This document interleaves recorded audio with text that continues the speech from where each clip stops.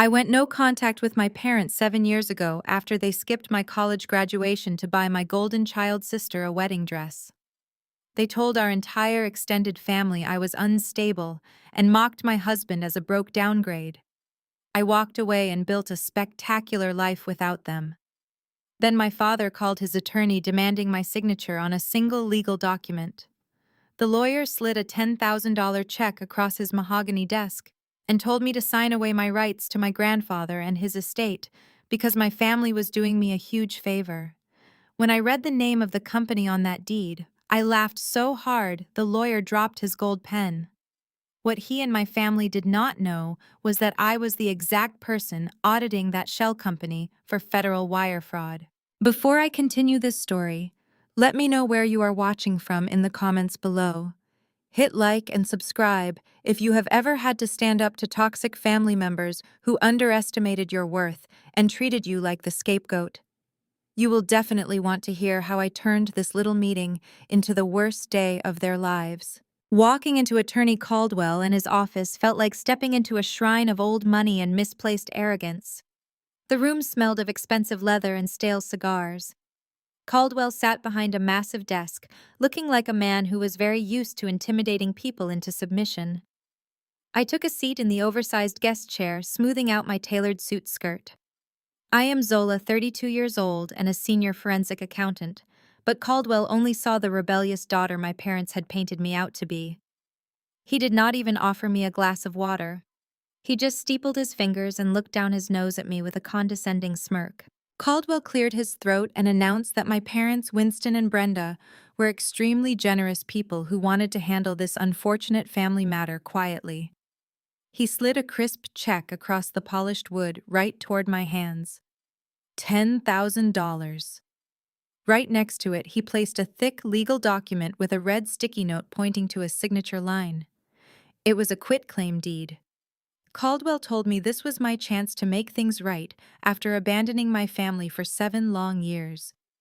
He said my parents knew I struggled with stability, and they figured I could use the money since I married Malik, who they still openly referred to as that broke public school teacher. I stared at the check and felt a cold wave of clarity wash over me. $10,000. I looked back up at Caldwell and kept my voice perfectly level. I asked him if this $10,000 was supposed to replace the $50,000 college fund my parents drained during my senior year. I watched his smug expression falter as I reminded him that they took every penny of my tuition money to pay for my sister Brianna to have a lavish country club wedding with her white real estate broker husband Spencer. Caldwell shifted uncomfortably in his expensive leather chair. He adjusted his silk tie and said that was ancient family history, and he was only here to facilitate a mutually beneficial transaction. He leaned forward and tapped the quitclaim deed with his manicured index finger. He told me the heritage land in the Sweet Auburn district, left by my grandfather, was sitting useless and draining family resources. According to Caldwell, my brother-in-law Spencer was a brilliant developer who was going to save the property from ruin. Caldwell explicitly used the word unstable again. He said my mother, Brenda, had expressed deep concern about my mental health and thought a quick cash payout would prevent me from having one of my dramatic episodes. He pushed a pen toward me and told me to be a good daughter for once and sign the paper. I did not scream. I did not cry. I picked up the thick stack of papers and began reading the fine print with the speed and precision of someone who uncovers financial crimes for a living. I ignored Caldwell, huffing in annoyance as I flipped through the pages. My eyes scanned past the legal jargon and landed squarely on the name of the purchasing entity. It was an LLC registered in Delaware. I read the name of the company once. I read it twice.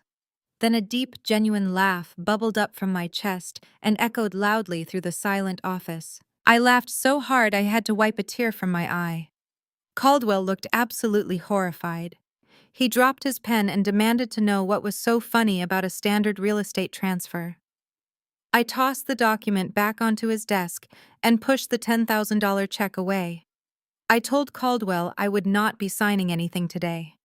I told him if my parents and my precious brother-in-law wanted my signature on this specific piece of paper, they would have to ask me for it themselves.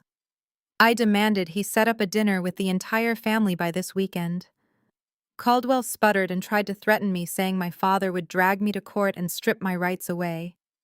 I just smiled, grabbed my designer purse, and walked out the door, knowing exactly how I was going to destroy their entire empire. As the heavy oak door of the law firm clicked shut behind me, my heels echoed against the marble floor of the hallway.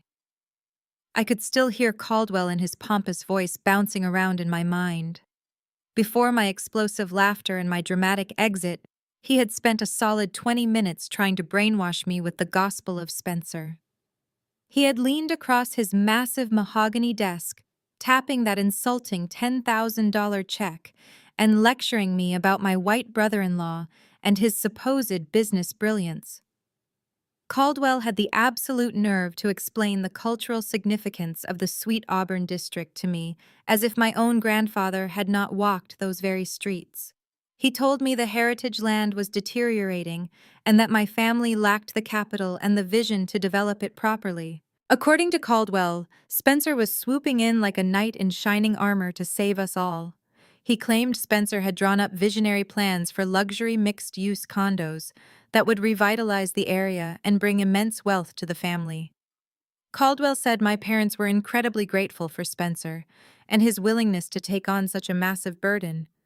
He spoke to me like I was a slow child who could not comprehend basic economics. He told me I was holding my family back from generational wealth simply because I was being stubborn and emotional. I walked into the parking garage and sat in the driver's seat of my car, gripping the steering wheel. I thought about my mother Brenda and my father Winston. Their blind worship of Spencer was nothing short of sickening. From the day my sister Brianna brought him home, my parents had treated him like absolute royalty. Spencer was a fast-talking real estate broker who wore expensive loafers without socks and threw around corporate buzzwords like synergy and market disruption. Because he was white and carried himself with that unearned, aggressive confidence, my parents immediately decided he was the golden ticket to elevating our family's status in the neighborhood. They bragged about him to the neighbors constantly. They sat in the front pew at church and talked loudly about their son-in-law, the developer. Meanwhile, my husband Malik, a brilliant black man with 2 master's degrees who dedicated his life to educating and uplifting our youth, was treated like the hired help. They constantly undermined Malik, asking him when he was going to get a real job and stop relying on a public servant salary. They never respected us, and they made sure we knew it. But the real truth was sitting right there on the paper Caldwell had shoved in my face. I had taken a quick, high-resolution photo of the quitclaim deed with my phone before I tossed it back at him, and now I pulled the image up on my screen to study it further. I zoomed in on the fine print. The document was not just a simple transfer of property, it was a complete surrender of my grandfather and his legacy. Grandfather Theodore had specifically placed that land in a family trust, requiring the signatures of all surviving heirs to authorize any sale or major development. He knew my parents were easily swayed by shiny things and empty promises, so he wanted to make sure I had a legal say. He trusted my analytical mind even when I was just a teenager. And looking at this contract, I saw exactly why he did it. The purchasing entity was listed as a limited liability company called Apex Heritage Holdings. Caldwell had proudly stated that this was Spencer and his flagship investment group. But as a senior forensic accountant, I knew a fraudulent shell company when I saw one. The address listed for Apex Heritage Holdings was a registered agent Dropbox in Delaware. The operating agreement referenced in the appendix was boilerplate garbage printed straight from the internet. There was no real capital backing this venture. Spencer was using my parents and their desperation for social status to secure the land for free so he could leverage it for a massive commercial bank loan. The contract also included an aggressive indemnification clause, meaning that if the project went bankrupt, my parents would be fully liable for the debt, while Spencer and his company would walk away untouched. It was a textbook predatory real estate scheme, and my parents were too blinded by their worship of him to see the trap.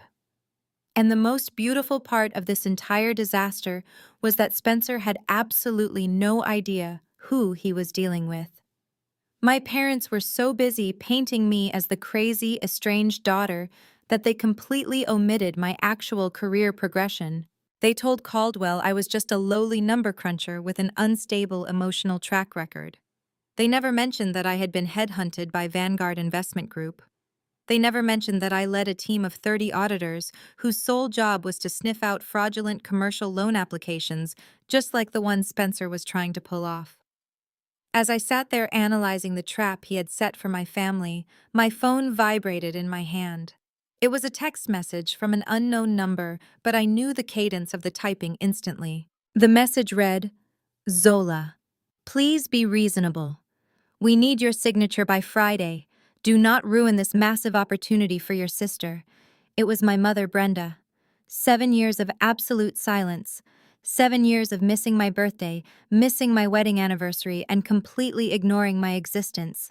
And the very first time she reaches out is to act as an errand girl for her precious white son-in-law. I read the text again and felt absolutely nothing.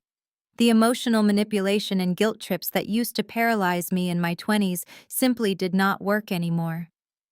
I typed a cold and calculated response. I told her I would not discuss sensitive legal matters over a text message, but I was willing to meet the whole family for dinner at Belmont's this Saturday night to finalize our business. I told her the reservation would be under my name, and if they wanted my signature, they had better be there on time. She replied instantly with a simple thumbs-up emoji. No asking how I have been, no telling me she missed me. Just a transactional confirmation. I locked my phone and started the engine of my car. Let them think they had won.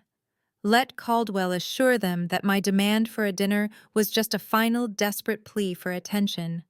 They thought I was going to show up to that restaurant and quietly accept their $10,000 bribe. They had no idea they were walking straight into an ambush. I pulled out of the parking garage and merged onto the busy Atlanta streets. The afternoon sun was glaring, but my mind was completely cold and focused. I pressed the button on my steering wheel and called Malik. The phone rang twice before his deep, calming voice filled the car. He asked how the meeting with Caldwell went and if I survived the condescension. I told him about the $10,000 check and the quitclaim deed.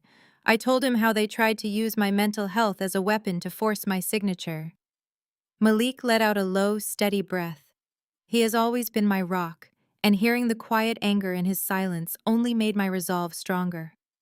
I told him they wanted me to hand over grandfather Theodore and his land in Sweet Auburn to a company called Apex Heritage Holdings. I heard the sound of paper shuffling on his end of the line. Malik asked me to repeat the name of the company. I said it again slowly and explained that it was a shell corporation registered to Spencer. Malik let out a rich, booming laugh that mirrored my own reaction in Caldwell's office. He told me that was the most poetic mistake they could have possibly made.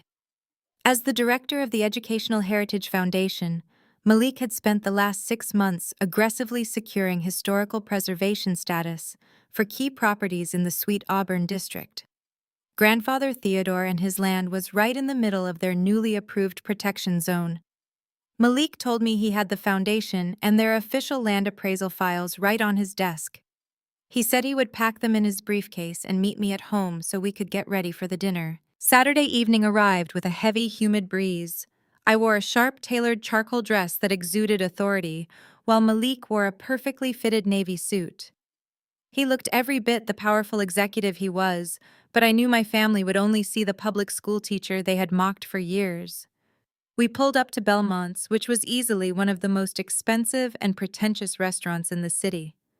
Crystal chandeliers hung from the vaulted ceilings, and a jazz pianist played softly in the corner.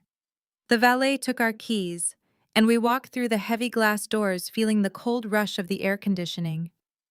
The host led us past tables of wealthy socialites to a private dining alcove in the back. My family was already seated and the visual was almost comical.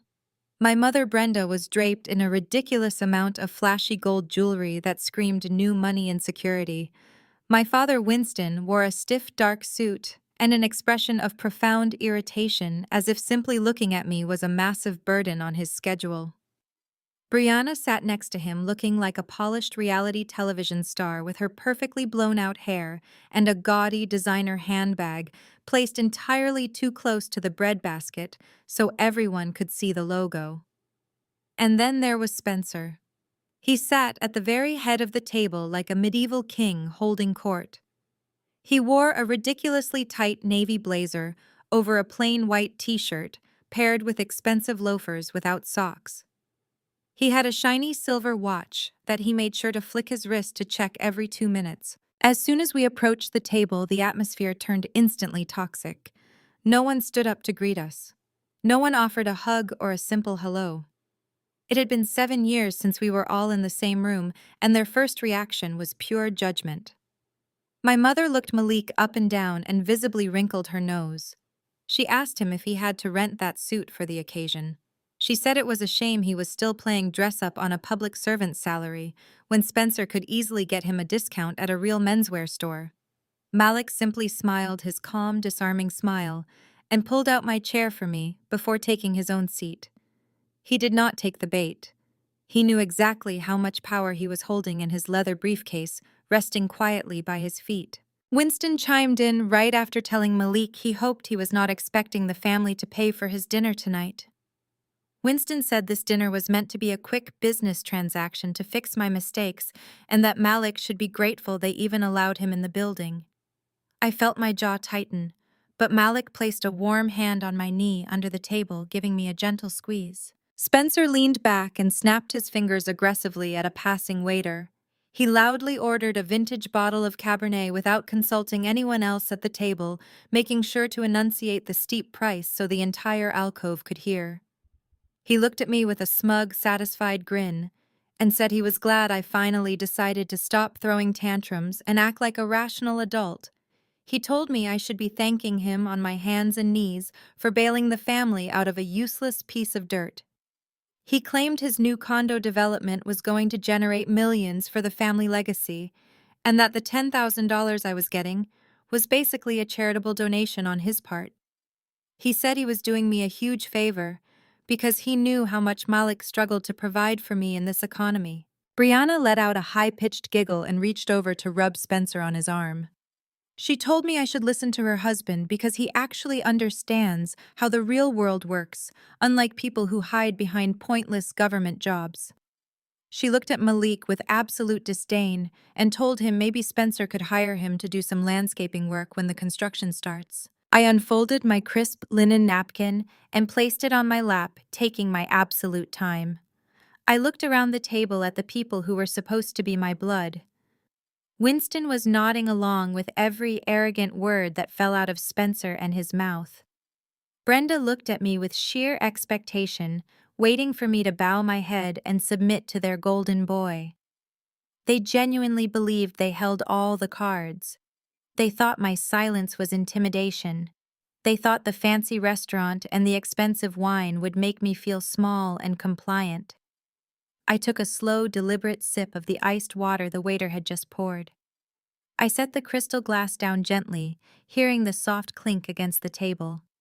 I looked right at Spencer, letting a sharp, cold smile spread across my face, and asked him exactly how his commercial loan application with Vanguard Investment Group was going. Spencer and his face drained of color.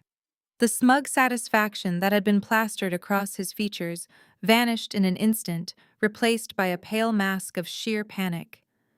He swallowed hard, his Adam's apple bobbing nervously as his eyes darted from me to Malik and back again.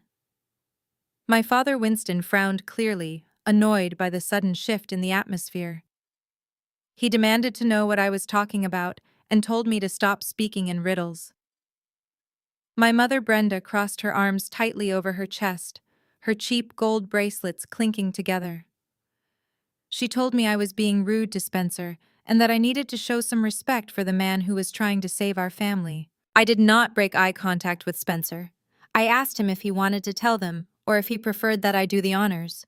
Spencer opened his mouth, but no sound came out. He looked like a fish gasping for air. I reached into my designer bag and pulled out a thick, crisp folder.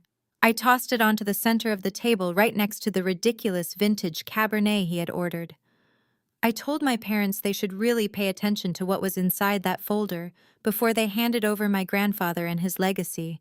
I looked directly at my father and explained that Apex Heritage Holdings was not a massive development firm. It was a shell company, a ghost entity registered to a Dropbox in Delaware with absolutely zero capital backing it. Brianna let out a loud, dramatic scoff. She slammed her hand on the table and accused me of being jealous of her husband and his success. She said Spencer had millions in backing and that I was just a bitter woman trying to ruin her perfect life. That is when Malik finally made his move. The man my family had spent years calling a broke public school teacher calmly unlatched his leather briefcase. The click of the metal locks echoed loudly in our quiet dining alcove, cutting through the background noise of the jazz pianist. Malik pulled out a stack of documents bearing the official seal of the State Historical Preservation Society. He slid them across the table toward my father. Malik spoke with a smooth, authoritative tone that immediately commanded the room. He explained that, as the director of the Educational Heritage Foundation, he had successfully petitioned the city to protect the Sweet Auburn district. Malik told my parents that the land my grandfather left behind was now officially designated as a historical landmark. He pushed the appraisal files closer to Winston. He said his foundation had recently appraised the property, and its true market value was not the pennies Spencer was claiming it was worth.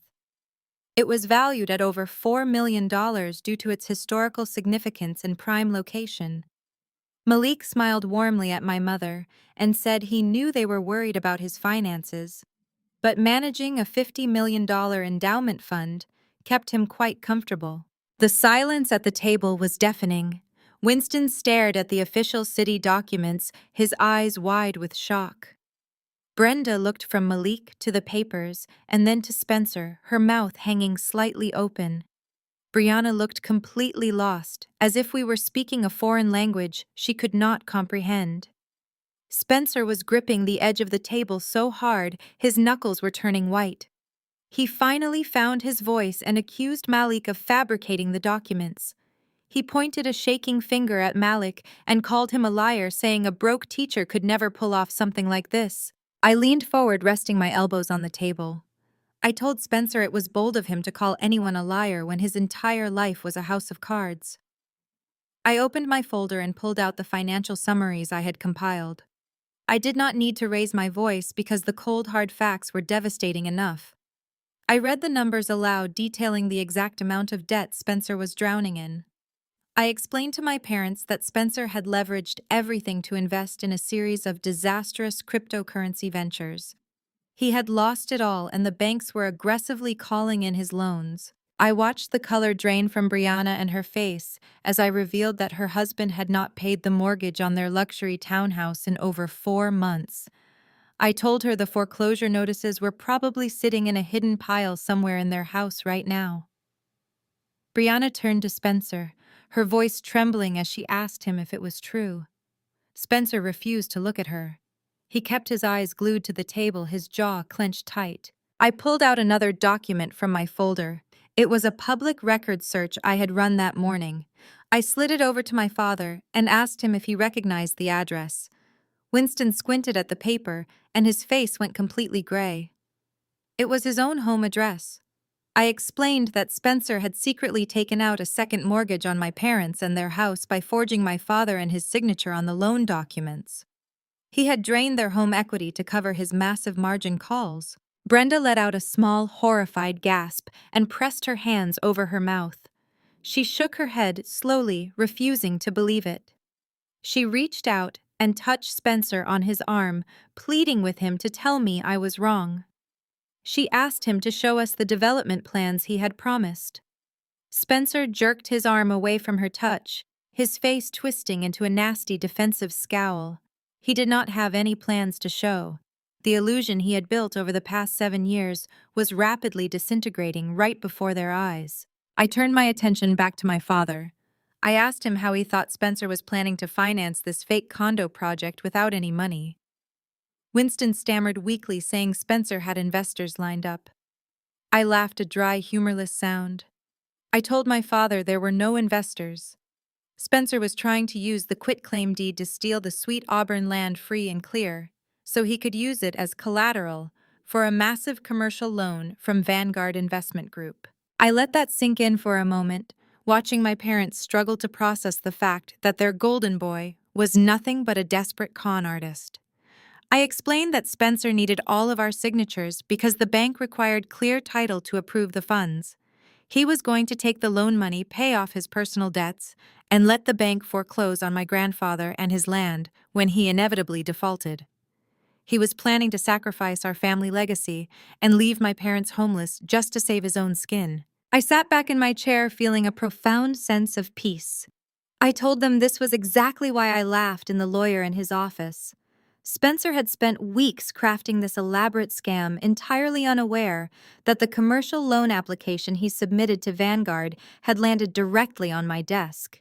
He did not know that I was the senior director of risk audit for the very institution he was trying to defraud. Winston looked at me, his expression a mixture of absolute horror and realization. He finally understood the magnitude of the mistake he had made. He had alienated his own daughter, the only person in the family with the power and the knowledge to protect them from a predator. He looked at Malik, seeing him not as the broke teacher he had mocked, but as the powerful executive who had completely outsmarted them all. The power dynamics at the table had inverted entirely, and there was absolutely nothing they could do to stop the fallout. Malik met me at our home just as the sun was beginning to dip below the Atlanta skyline, casting long golden shadows across our driveway. He stepped out of his car, holding the thick leather briefcase that contained the official appraisal files from his foundation. Seeing him standing there so calm and completely collected instantly washed away any residual anxiety I had from the law office. He wore a perfectly tailored navy suit that accentuated his broad shoulders and quiet confidence. I had changed into a sharp charcoal dress that felt much more like armor than regular clothing. We did not say much as we got into my car. The drive to Belmont's was quiet, but it was a comfortable silence built on years of mutual trust and respect. We pulled up to the grand entrance of the restaurant where the valet promptly opened our doors. The heavy, humid evening air clung to my skin for just a second before we stepped through the massive glass doors into the fiercely air-conditioned lobby. Belmont's was exactly the kind of establishment that intimidated everyday people on purpose. The floors were polished imported marble that reflected the warm light of the massive crystal chandeliers hanging high above.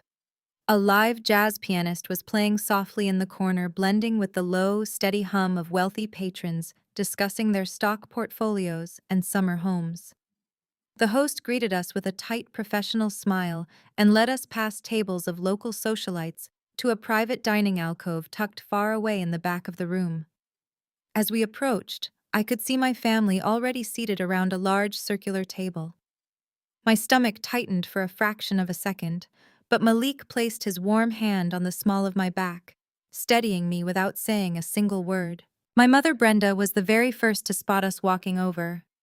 She was draped in an excessive amount of shiny gold jewelry that clashed terribly with her bright floral blouse. It was the exact aesthetic of someone trying desperately to prove to strangers that they had money. My father Winston sat rigidly beside her, checking his expensive watch with a look of profound annoyance, as if our mere presence was an unbearable inconvenience to his schedule. Across from them sat my sister Brianna, who looked like she had spent the entire afternoon at a luxury salon just to prepare for this dinner. She had intentionally placed her oversized designer handbag on the empty chair next to her, making absolutely sure the prominent logo was facing outward for everyone to see. And right at the center of it all, taking up way more space than necessary, sat Spencer. He wore a tight navy blazer over a plain white t-shirt, leaning back in his chair with an aura of unearned superiority. As we finally reached the table, the air in the alcove grew immediately cold. No one stood up to greet us. No one offered a warm smile or even asked how our drive across town was. My mother looked me up and down, her eyes stopping critically on my dress before sliding over to Judge Malik.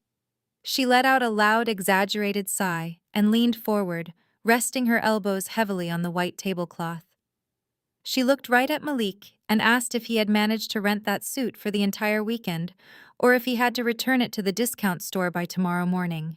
She said it was a real shame he was still trying to look the part of a successful man when everyone in the family knew public school teachers barely made enough to cover basic living expenses. Malik did not flinch at all. He offered her a polite, tight-lipped smile and gently pulled out my chair for me before sitting down right next to me. Winston immediately chimed in, pointing a thick, heavy finger in our direction. He told us we were incredibly lucky. They even agreed to a dinner after the disrespectful and erratic stunt I pulled in Caldwell and his office earlier that day. He said he hoped Malik was not expecting a free meal tonight, because this was strictly a business meeting to fix my emotional mistakes and nothing else. Spencer chuckled loudly, running a hand through his perfectly styled hair. He looked at Malik with an expression of deep, condescending pity that made my blood boil beneath the surface. Spencer snapped his fingers aggressively in the air, signaling a passing waiter. The waiter rushed over, looking slightly flustered by the rude gesture. Spencer did not even look the man in the eye.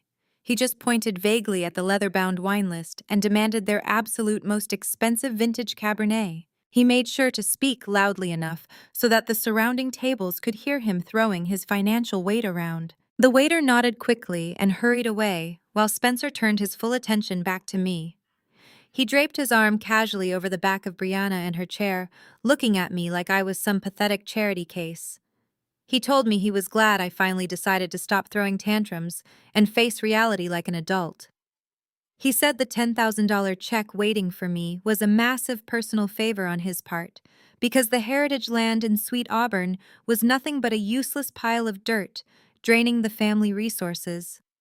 According to his grand speech, his new luxury condo project was going to elevate the family name and bring in millions of dollars of generational wealth.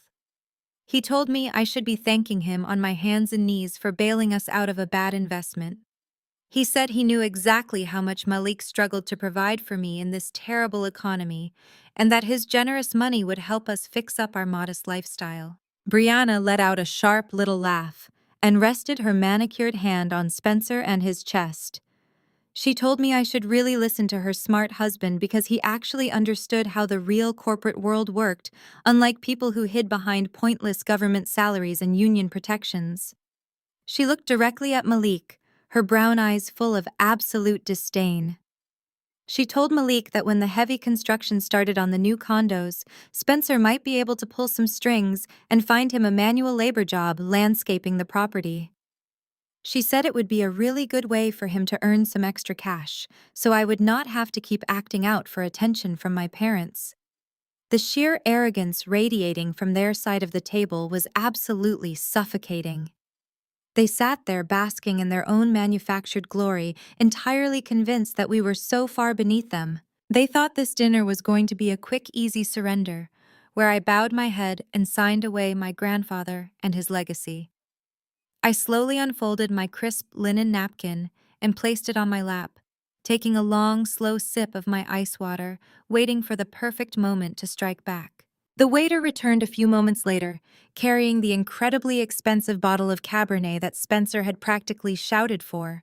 He went through the entire performative ritual of presenting the label and uncorking it while my family watched with reverent attention. Spencer swirled the dark red liquid in his glass, taking a loud, obnoxious sip before nodding his approval to the waiter. Once the staff finally retreated back into the bustling restaurant, my mother decided it was time to deploy her ultimate weapon. Brenda leaned across the table and suddenly her entire demeanor shifted. The harsh, judgmental glare she had just directed at Malik vanished completely and was instantly replaced by a mask of deep maternal sorrow. Her eyes welled up with tears that arrived right on cue. She reached across the white tablecloth and tried to grab my hand, but I smoothly pulled it back to pick up my water glass. Brenda sniffled loudly, making sure the surrounding tables could hear her performance. She told me my father and she had spent the last 7 years agonizing over my absence.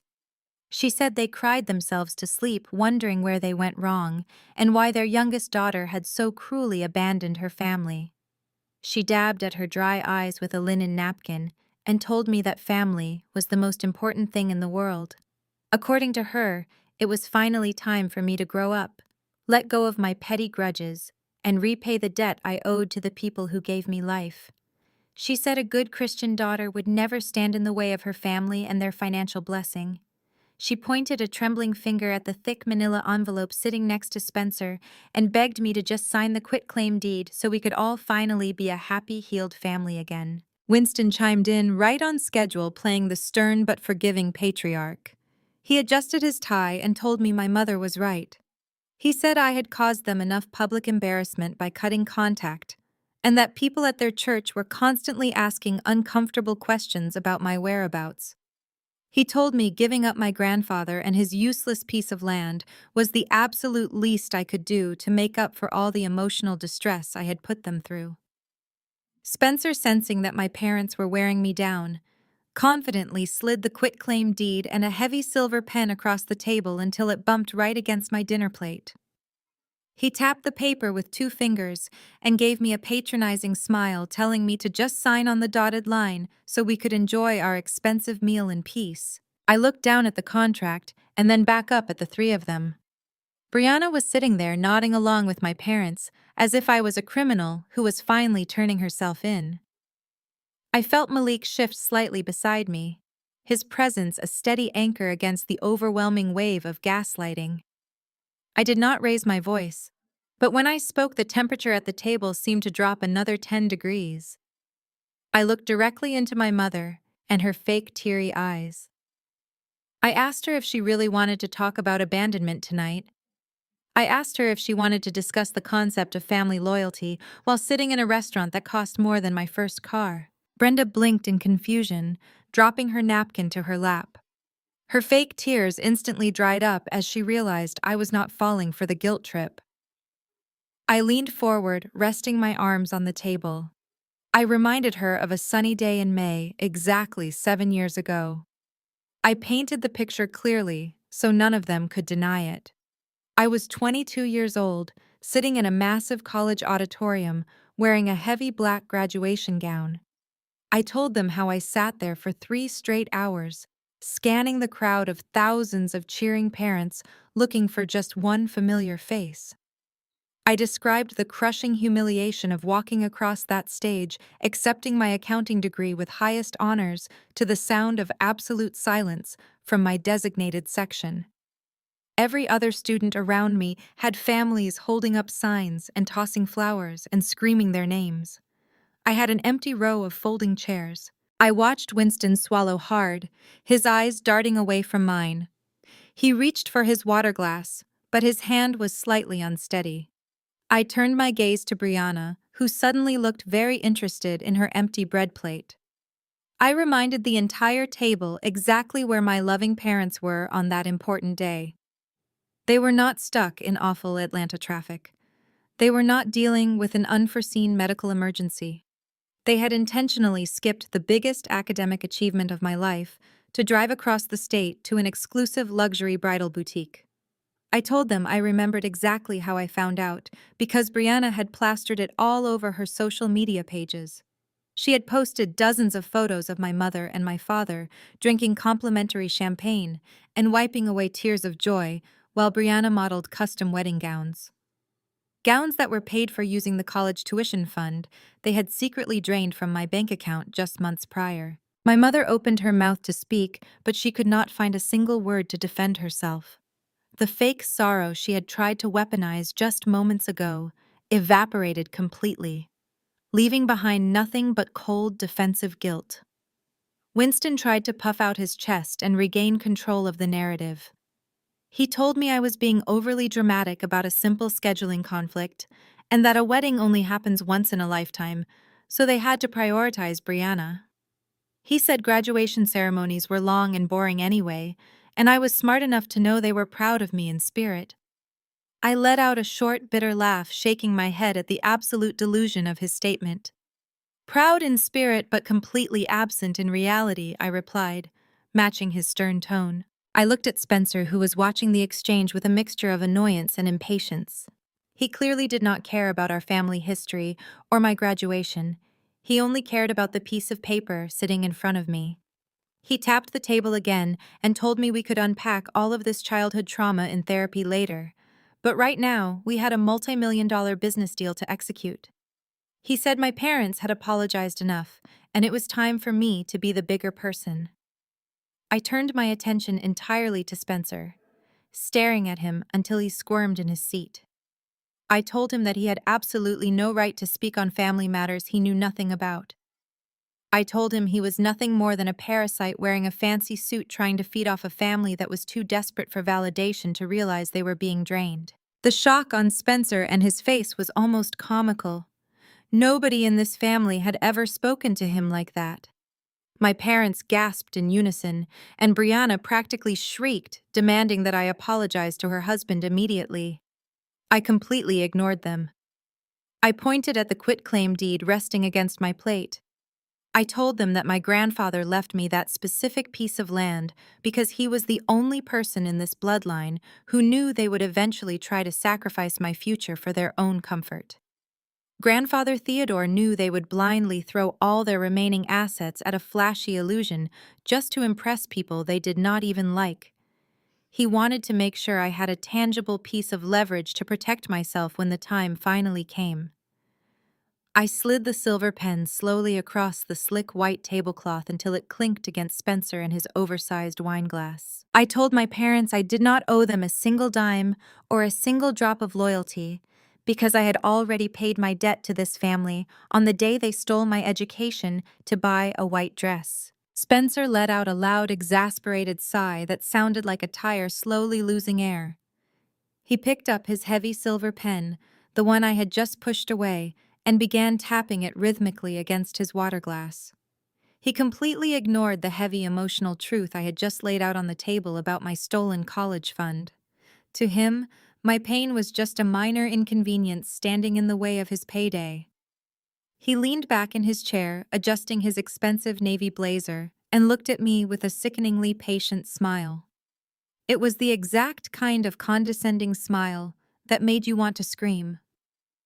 He spoke in a slow, measured tone, like he was trying to explain basic math to a toddler.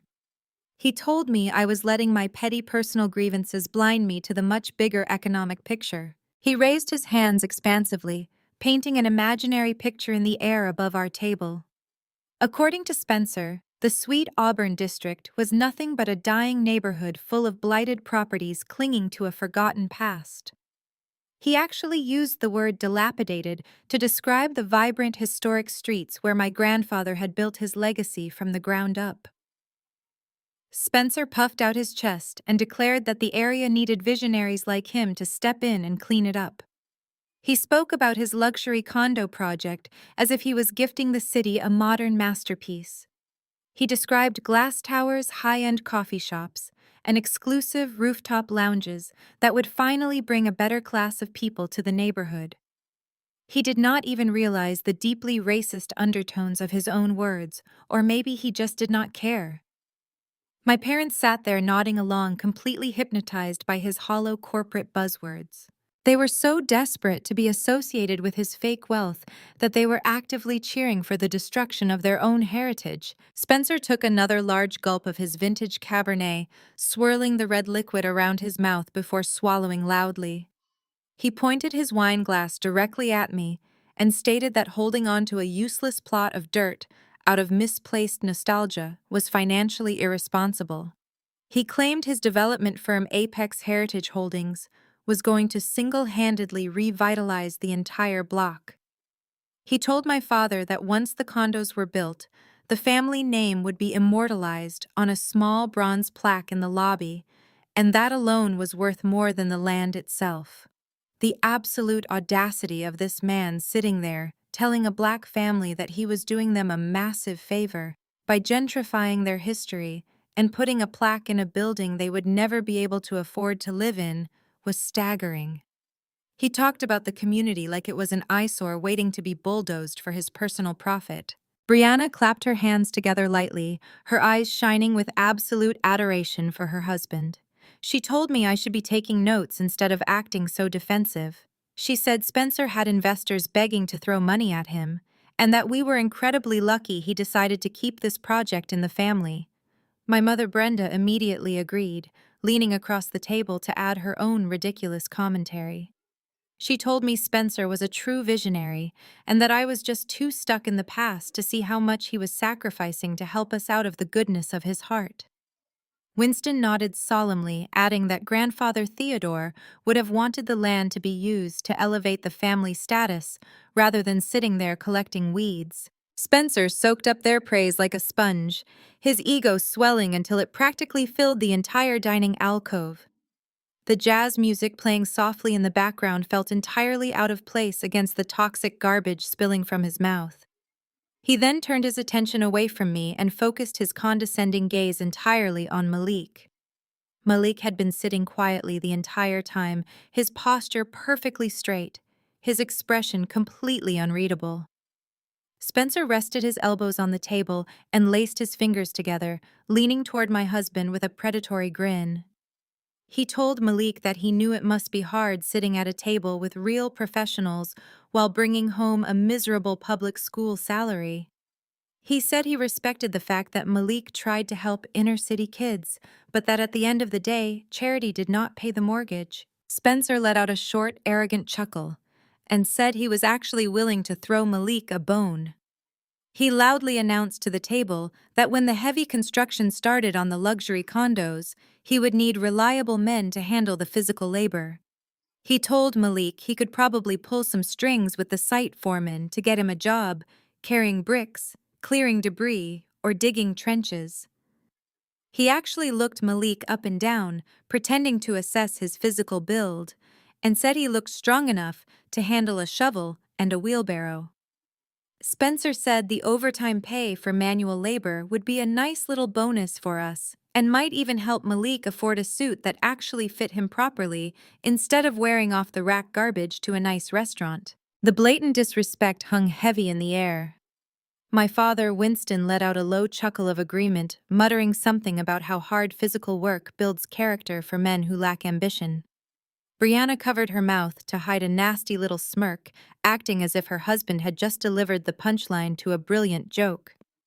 My mother simply looked at Malik with eyes full of pity, shaking her head slowly. They were all waiting for Malik to lose his temper. They wanted him to yell or flip the table or cause a scene so they could point their fingers and call him an angry thug.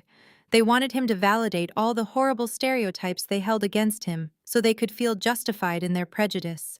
My heart was pounding furiously against my ribs, my hands clenching into tight fists under the white tablecloth. I was absolutely ready to tear Spencer apart right then and there and expose every single lie he had ever told. But Malik simply reached under the table and placed his large, warm hand over my clenched fists. His touch was incredibly grounding, cutting through the red haze of my anger. He ran his thumb soothingly over my knuckles, silently telling me to hold my fire. Malik did not break eye contact with Spencer for even a second. His face remained completely calm, smooth, and unbothered. He did not raise his voice or show a single ounce of the rage that I knew was simmering just beneath the surface. Malik just looked at Spencer the way a seasoned chess master might look at a particularly foolish opponent who just sacrificed his queen on the very first move. The stark contrast between Spencer and his loud, desperate need to dominate the room and Malik and his quiet, immovable power was incredible to witness. Spencer sat there grinning smugly, thinking he had just delivered the ultimate humiliating blow.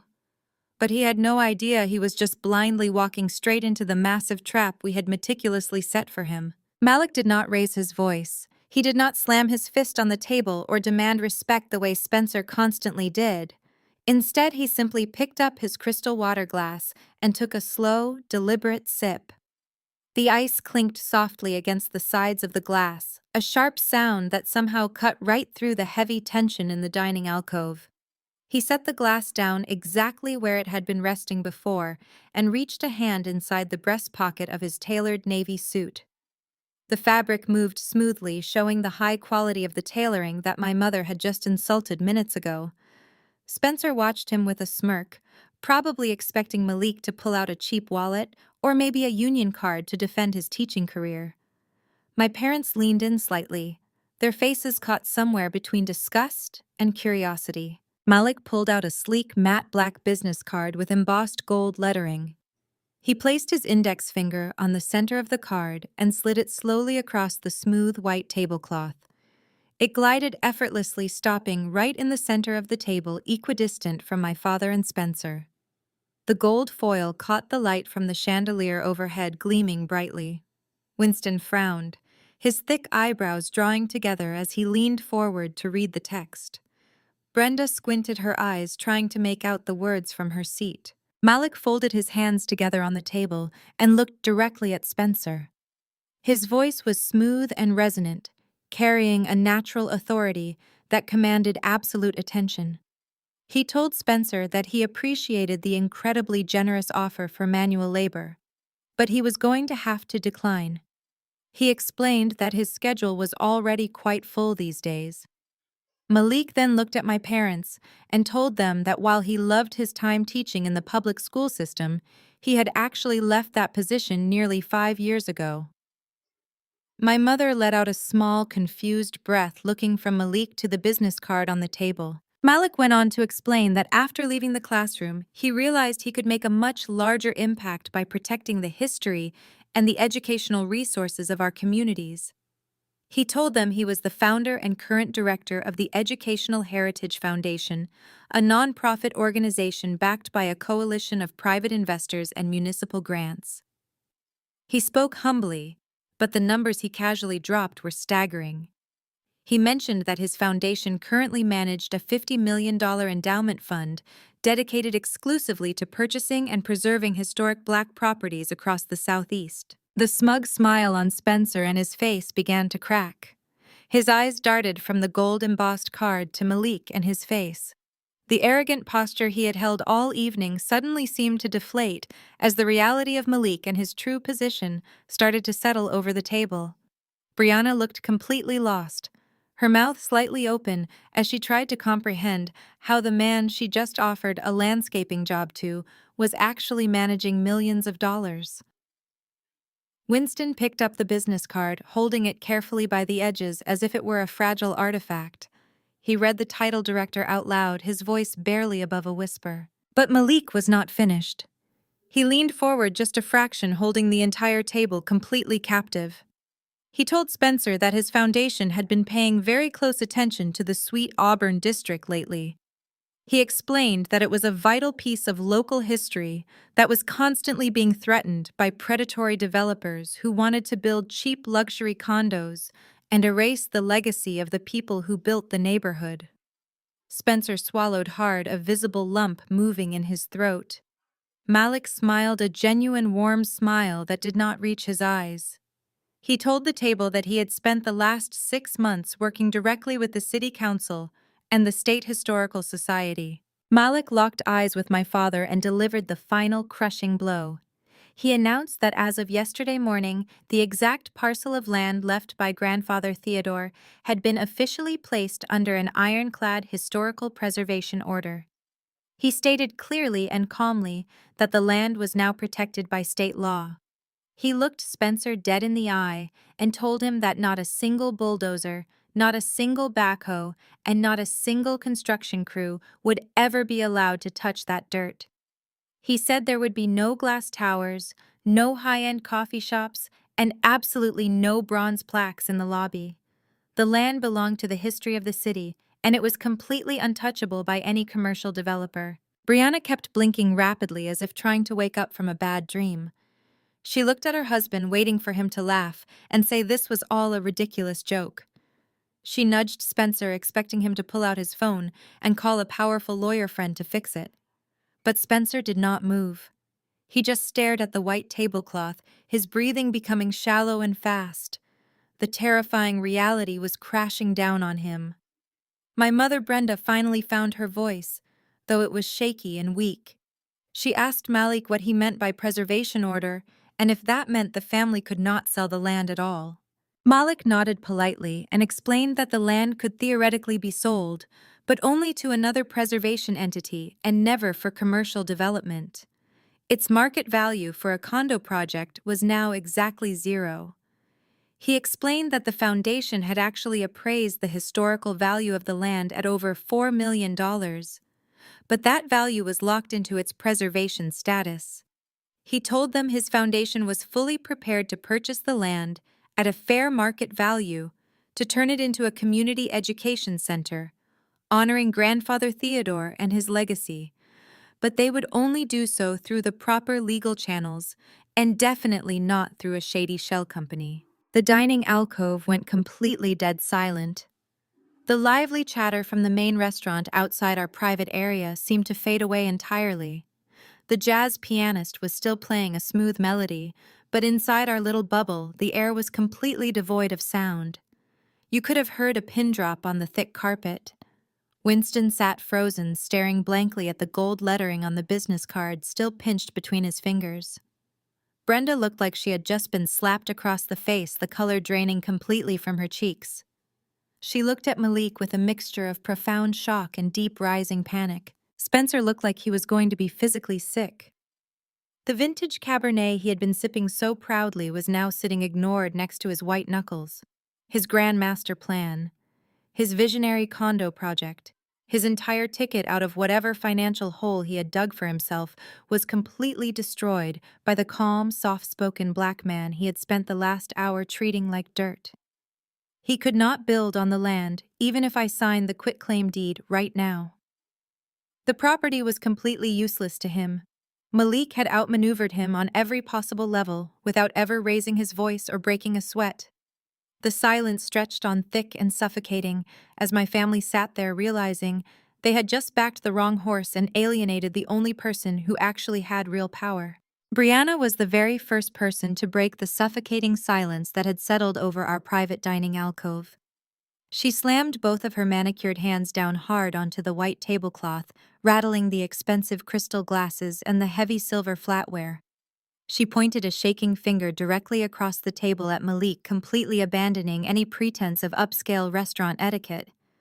Her voice rose to a shrill, desperate pitch that made several heads turn from the main dining room outside our secluded area. She accused Malik of being a jealous liar and a complete fraud. She claimed that he had fabricated the entire story and probably printed those fake historical preservation documents at a local public library just to sabotage her husband. Brianna insisted that Spencer was a highly respected real estate genius with powerful connections all over the city, and that the municipal government would never dare block his visionary development plans. She turned wildly toward my parents, begging them not to listen to a single word my husband was saying. She was so desperate to protect the fragile illusion of her perfect, wealthy life that she was willing to completely detach herself from reality. My father, Winston, suddenly snapped out of his frozen state of shock. The deeply ingrained patriarchal ego inside him simply could not handle being made a fool of, especially not by the black son-in-law he had spent years treating like an absolute peasant. Instead of turning his righteous anger toward the white man sitting at the head of the table who was actively trying to scam him, Winston directed all of his misplaced fury right at me. He brought his heavy fist down onto the table with a loud thud that made my mother jump in her seat. His face flushed a deep, angry red, and the veins in his neck stood out prominently against his stiff white collar. He leaned far across the table, pointing a thick, aggressive finger directly at my face. He told me I had crossed a line tonight that could never be uncrossed. He demanded that I rein in my husband immediately and stop this embarrassing charade. Winston lowered his voice into a vicious, threatening growl. He said, if I did not pick up that silver pen and sign the quitclaim deed right this very second, he was going to call Attorney Caldwell first thing on Monday morning. He threatened to cut me completely out of the family trust forever. He promised to disinherit me legally and make absolutely sure that I never saw a single penny of the generational wealth he and my mother had worked their entire lives to accumulate. I did not shrink back into my chair. I did not flinch at his loud, booming voice. I just sat there perfectly still and let his empty, desperate threats wash completely over me. I looked at my father and felt a slow, cold smirk spread across my face. The absolute sheer irony of his ultimate threat was almost too sweet to ignore. I kept my voice remarkably calm and steady, cutting right through his loud, aggressive bluster. I looked him dead in the eyes and said, "You cannot disinherit me from something you do not even own." Winston stopped mid-breath, his face instantly twisting into a mask of deep, genuine confusion. He blinked several times, stuttering slightly, as he told me I was talking out of turn and that he was the head of the estate. I did not bother arguing with his delusions. Instead, I reached out and picked up the thick legal document that Spencer had slid over to my dinner plate earlier in the evening. I held the quitclaim deed up in the air so the warm ambient light from the chandelier caught the crisp white pages. I looked directly at my father and told him he had clearly never bothered to read the actual fine print of his own father and his living trust. I explained in very slow, clear terms that when Grandfather Theodore passed away, he did not leave the sweet Auburn heritage land to my parents. He left the property entirely to the trust itself, and he had explicitly legally named me as the sole primary trustee the moment I turned 25 years old. I watched the color completely drain out of my father and his face as I laid out the brutal legal reality of his situation. I explained that my parents were merely passive beneficiaries. They were entitled to receive a small percentage of dividends if the land ever generated any passive rental income, but they possessed absolutely zero legal voting power to sell, transfer, or mortgage the property. They had no authority over the dirt they had been promising to Spencer for the last 6 months. I broke down the complex legal jargon into simple, sharp facts, exactly the way I would explain a financial crime to a federal jury. I told the table that the only reason Spencer desperately needed my signature on this specific piece of paper tonight was because the commercial bank underwriters had immediately flagged his fraudulent application. Spencer had initially tried to forge my father and his signature to transfer the land over to his fake shell company. But the bank auditors realized very quickly that Winston did not actually have the legal authority to authorize any transfer. Spencer needed my legal surrender to legitimize his massive fraud. I flipped smoothly to the third page of the contract, running my perfectly manicured fingernail down the dense blocks of text until I found exactly what I was looking for. I pointed to a deeply hidden, highly aggressive indemnification clause buried near the bottom of the page. I looked directly at my mother, who was now visibly trembling in her chair, holding a crumpled linen napkin against her chest. I told her that if I had actually been foolish enough or intimidated enough to sign this paper tonight, I would not just be handing over a piece of historic land. The clause specifically dictated that any future legal liability or financial default tied to Apex Heritage Holdings would fall directly back onto the original family trust. I made sure my words were razor sharp and impossible to misunderstand. I told my parents that when Spencer inevitably went totally bankrupt on his imaginary condo project, the commercial bank would not just seize the sweet Auburn land. They would be legally permitted to go after my parents and their personal retirement accounts, their savings and their primary residence to cover his massive outstanding debts. I told my mother that her perfect golden boy was not trying to make them rich. He was actively trying to use my parents as a human shield for his own financial crimes. He had intentionally structured the entire shady deal so that he could walk away completely clean while my parents would be left entirely alone to face the federal auditors and the aggressive bank collectors. I turned the heavy legal document around and slid it slowly right back across the tablecloth until it rested perfectly straight in front of Spencer. He looked down at the white paper like it was a highly venomous snake ready to strike, while the rest of my family sat in a stunned, horrified silence. Spencer did not touch the document. He just stared at the white paper sitting in front of his empty wine glass like it was glowing with radiation.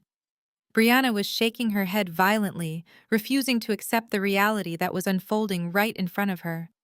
She looked at me with tears of pure anger streaming down her perfectly contoured face and told me I was making all of this up just to ruin her life. She said Spencer had an entire team of wealthy investors backing Apex Heritage Holdings and that his development fund was worth tens of millions of dollars. She told my parents to stop listening to me because I was just a bitter, jealous sister trying to tear down a successful businessman. I did not even blink. I simply reached back into my designer bag and pulled out a second folder. This one was much thicker than the first. As a senior forensic accountant, I spend 40 hours a week tracking missing millions across international borders and uncovering complex corporate fraud. Taking apart Spencer and his pathetic little real estate scheme was barely a warm-up exercise for me. I opened the heavy folder and spread several printed spreadsheets across the table, right over the expensive linen tablecloth. I pointed to the very first page and told my family to look closely at the corporate registration documents for Apex Heritage Holdings. I explained that a real investment fund has a board of directors filed public disclosures and verifiable capital assets. Spencer had none of those things. I told my father that Apex was nothing more than a cheap shell company registered online for about $200 using a fake virtual office address in a strip mall in Delaware. Winston leaned forward, his eyes scanning the columns of numbers I had highlighted in bright yellow marker.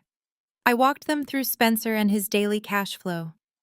I explained that the massive investment fund Brianna was bragging about simply did not exist. There were no silent partners.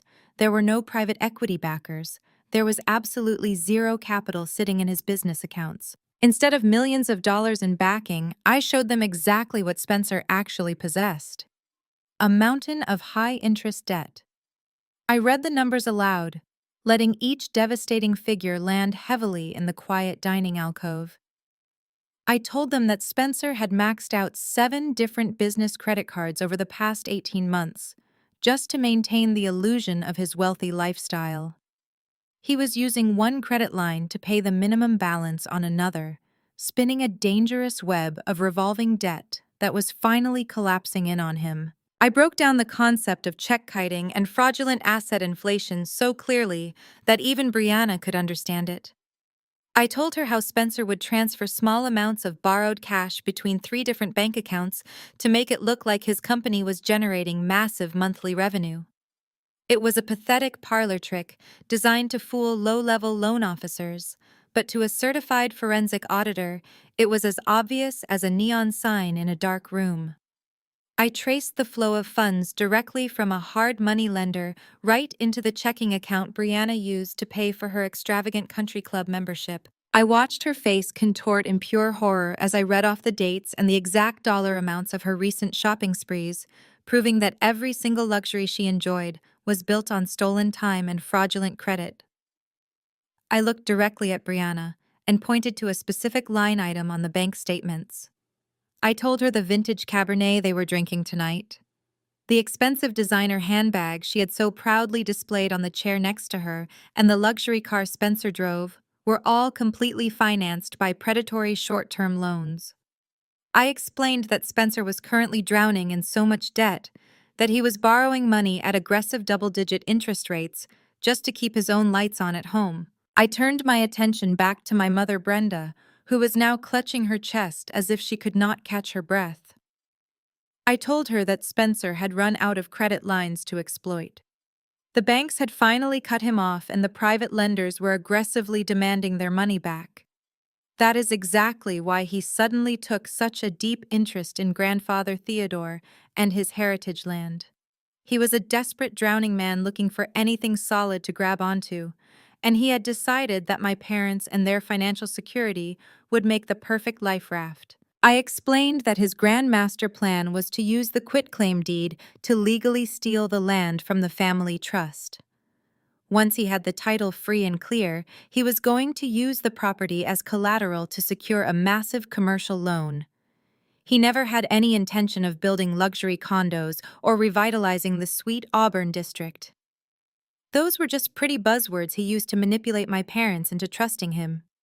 His real goal was to take the bank loan, pay off his aggressive private creditors, and walk away completely clean, leaving my family holding the bag when the bank ultimately came to collect. Winston tried to process the sheer volume of betrayal. He asked me how long Spencer had been running this scam. I looked at my father with a cold, steady gaze and told him Spencer had been financially insolvent for over 3 years. He had been bleeding money long before he ever brought up the sweet Auburn development project. He had just been waiting for the perfect moment to execute his exit strategy.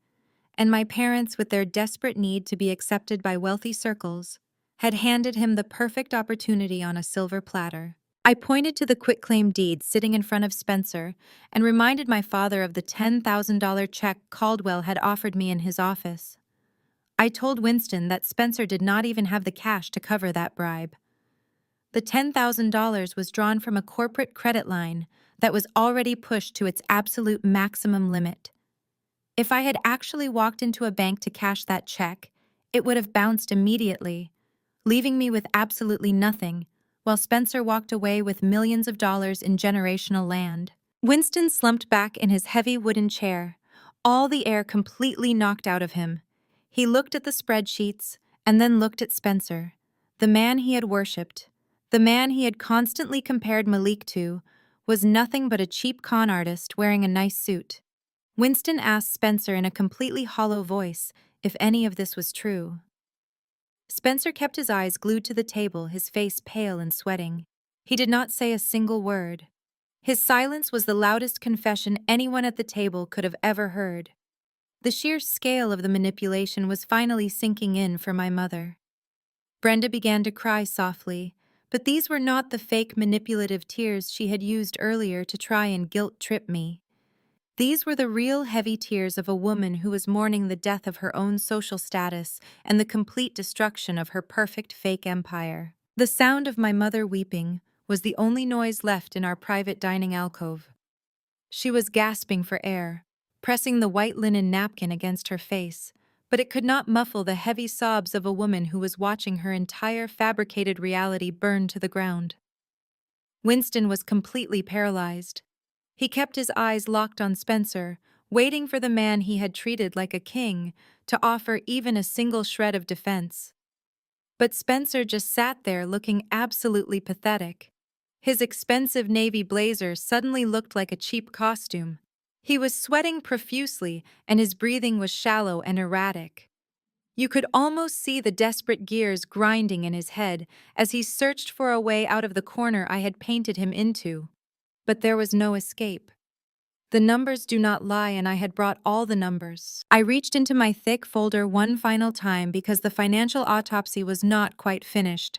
I told my father that the credit card debt and the fake shell company were actually the least of his worries. I pulled out a thick packet of paper that was heavily stamped with the official seal of the county clerk. It was a matter of public record if you knew exactly where to look and what to look for. I placed the document carefully in the center of the table right on top of the spreadsheets. I told Winston to look very closely at the property address listed on the first page. Winston reached out with hands that were trembling so violently he could barely pinch the corner of the paper. He pulled it toward himself and squinted at the bold black text. I watched the last remaining drop of color leave his face. It was the address of the house I grew up in. The 4-bedroom colonial house my parents had lived in for over 30 years, the house they had proudly paid off a decade ago. Winston looked up at me, his eyes wide and completely hollow. His voice cracked as he asked me what this document was. I kept my voice perfectly level, stripping away any emotion. I told him it was a second mortgage, a massive, highly leveraged lien placed directly on his primary residence. I explained that about a year ago, Spencer decided he was a financial genius who could outsmart the cryptocurrency markets.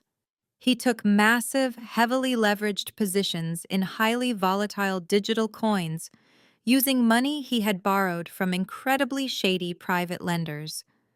When the crypto market crashed, Spencer was hit with margin calls he could not cover. The lenders demanded their money immediately, and they were not the kind of people who politely asked for extensions. Spencer panicked. He needed a massive injection of liquid cash to save his own skin.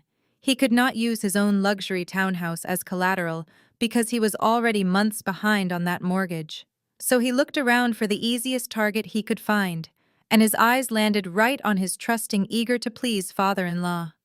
I asked Winston if he remembered signing a large stack of routine business paperwork for Spencer a few months ago.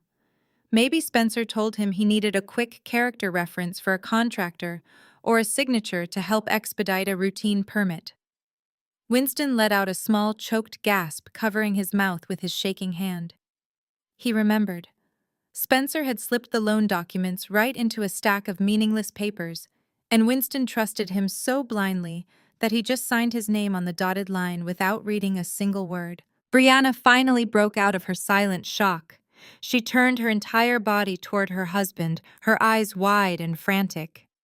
She grabbed Spencer by the arm, her manicured nails digging into the fabric of his expensive jacket. She screamed at him, demanding that he tell me I was lying. She begged him to say he did not secretly mortgage our parents' home to pay for fake internet money. Spencer violently yanked his arm away from her grasp. His face twisted into a vicious, ugly sneer. He told Brianna to shut her mouth and stop acting like a hysterical child. He looked at his wife, the woman he had pampered with stolen money, and told her that she was the reason he was in this mess in the first place, because she refused to live on a budget. The golden child dynamic shattered instantly into a million irreparable pieces right in front of my parents' eyes. The man they thought was a wealthy savior was actually a desperate gambling addict who hated their daughter. I leaned across the table, holding everyone captive with my words. I told them to look at the complete picture now. I explained the ultimate trap Spencer had laid for them tonight. The sweet Auburn heritage land was his absolute last lifeline. If I had walked into the restaurant tonight and bowed my head to their emotional blackmail, the result would have been catastrophic. If I had signed that quitclaim deed, Spencer would have taken the land and used it to secure the massive commercial loan from Vanguard. But I told my parents he was never going to use that loan money to build luxury condos, and he was certainly never going to use it to pay off the secret mortgage he took out on their house. He was going to use the Vanguard money to pay off the dangerous private lenders he owed for his crypto losses. He was going to secure his own escape route and leave my family to drown. I explained that within 6 months, the commercial bank would have realized the condo project was a complete sham. They would have foreclosed on the heritage land immediately. And because of the aggressive hidden indemnification clause I had pointed out earlier, the bank would have come directly for my parents to cover the rest of the defaulted debt. I looked directly into my mother and her terrified, tear-filled eyes. I told her that if I had signed that piece of paper, she and my father would have woken up a few months from now with eviction notices taped to their front door. They would have lost the family legacy land, and they would have lost the house they had lived in for 30 years, all in one single blow. The bank would have seized their retirement accounts and frozen their pensions. I spelled it out with absolute brutal clarity. If Spencer had his way tonight, my parents would have been left completely homeless on the streets of Atlanta, with absolutely nothing to their name, while Spencer filed for bankruptcy and walked away clean. The silence that followed was heavy and suffocating. The crushing weight of their own foolishness pressed down on my parents, pinning them to their chairs. They had alienated their own flesh and blood.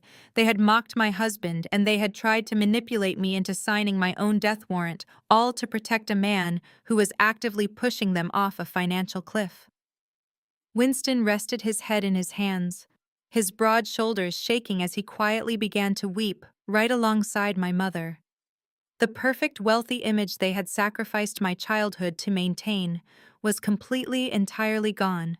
The heavy sound of my parents weeping was abruptly cut short by a sharp, violent crash. Spencer had finally snapped. His hand shot out and swiped the expensive crystal wineglass right off the table. It shattered against the marble floor, sending dark red Cabernet splashing across the baseboards like fresh blood. The jazz pianist in the main dining room abruptly stopped playing. The entire restaurant went dead silent, but Spencer did not care. He pushed his chair back so violently that it tipped over and hit the floor with a loud crack. He stood up, towering over the table with his face twisted into a mask of pure, unfiltered hatred. The polite, arrogant real estate broker was completely gone. The cornered animal had finally come out to fight, and he was backed entirely into a corner with absolutely nothing left to lose. He pointed a shaking, sweaty finger directly at my father, Winston. Spencer did not beg for forgiveness, and he did not try to explain away the massive financial crimes I had just laid out on the table. Instead, he chose to inflict as much pain as humanly possible. He laughed, a harsh barking sound that echoed in the small alcove. He told my father to stop crying like a pathetic child. He said Winston deserved every single thing that was happening to him because he was an absolute fool. Spencer leaned over the table, the veins in his neck bulging as he told my parents they were the most gullible, desperate people he had ever met in his entire life. He said it was practically a public service to take their money because they were too incredibly stupid to manage it themselves. Spencer looked at my mother, Brenda, who was staring up at him in absolute terror. He told her she was a shallow, empty woman who cared more about what the women at her country club thought than her own actual children.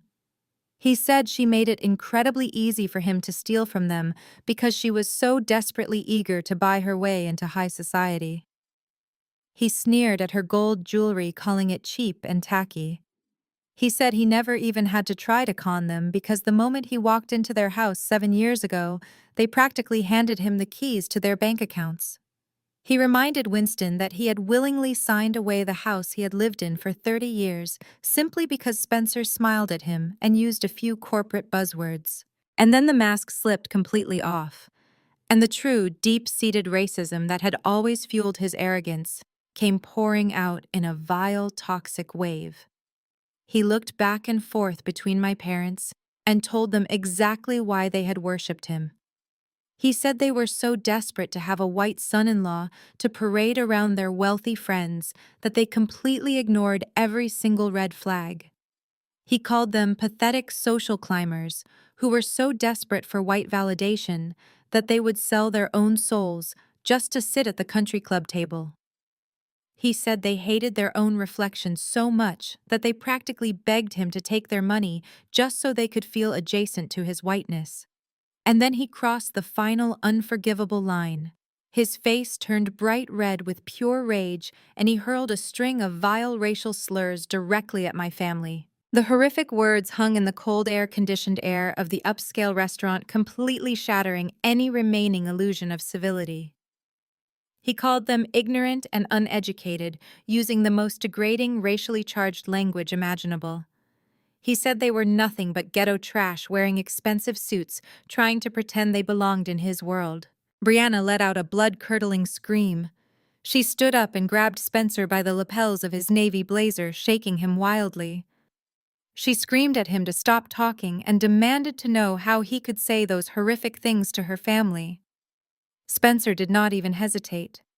He grabbed her wrists and violently shoved her backward, making her stumble and fall hard into the empty chair behind her. He looked down at his wife, the woman who had worshipped the ground. He walked on and told her she was just as stupid and worthless as her parents. He said he never loved her and that she was nothing but a convenient bank account with a pretty face. He told Brianna the only reason he stayed with her for so long was because her father was dumb enough to keep signing whatever paperwork he put in front of him. He said she was a terrible wife, a terrible person, and a massive financial burden that he was finally thrilled to drop. I watched my father Winston as the horrific reality of Spencer and his true nature finally washed over him. Winston looked like he was physically aging years by the second. His face sagged and his broad shoulders hunched forward as if an invisible crushing weight had been dropped directly onto his spine. This was the man he had chosen over me. This was the man he had chosen over Malik. Winston had actively participated in the emotional abuse of his own black daughter and her black husband just to protect this vicious, racist white man who was now standing in a public restaurant screaming slurs at him. The absolute devastation in my father and his eyes was profound. His entire worldview, his core belief system, his desperate need for white validation had just been completely destroyed by the very idol he had spent 7 years relentlessly worshipping. Brenda had slumped completely over in her chair, her face buried in her hands, rocking back and forth as the racial slurs echoed in her ears. Malik remained perfectly seated, his posture straight and his expression completely unbothered by the pathetic display of rage. He did not rise to the bait, and he did not let the racial slurs break his calm exterior. Malik simply watched Spencer with the cold, clinical detachment of a scientist, observing a diseased insect. Spencer noticed Malik staring at him, and it seemed to infuriate him even more. He turned his aggressive focus toward my husband, screaming that Malik was still nothing but a broke public school teacher and that the foundation documents had to be fake.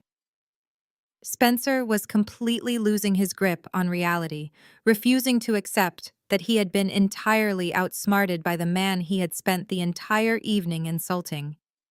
He pointed a shaking finger at Malik and told him he was going to call the police and have him arrested for fraud. It was the desperate, pathetic threat of a man who had absolutely no bullets left in his gun. Spencer slammed his fists down onto the white tablecloth, sending the expensive silver flatware clattering to the floor. He screamed that he was going to ruin all of us and that we were going to end up homeless on the streets where we belonged. But his threats were completely empty, and everyone in the room knew it.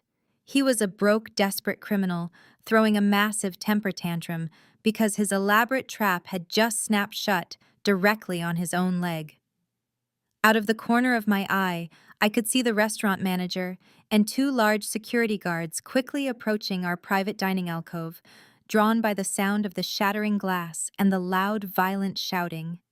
Spencer was out of time, out of money, and completely out of options.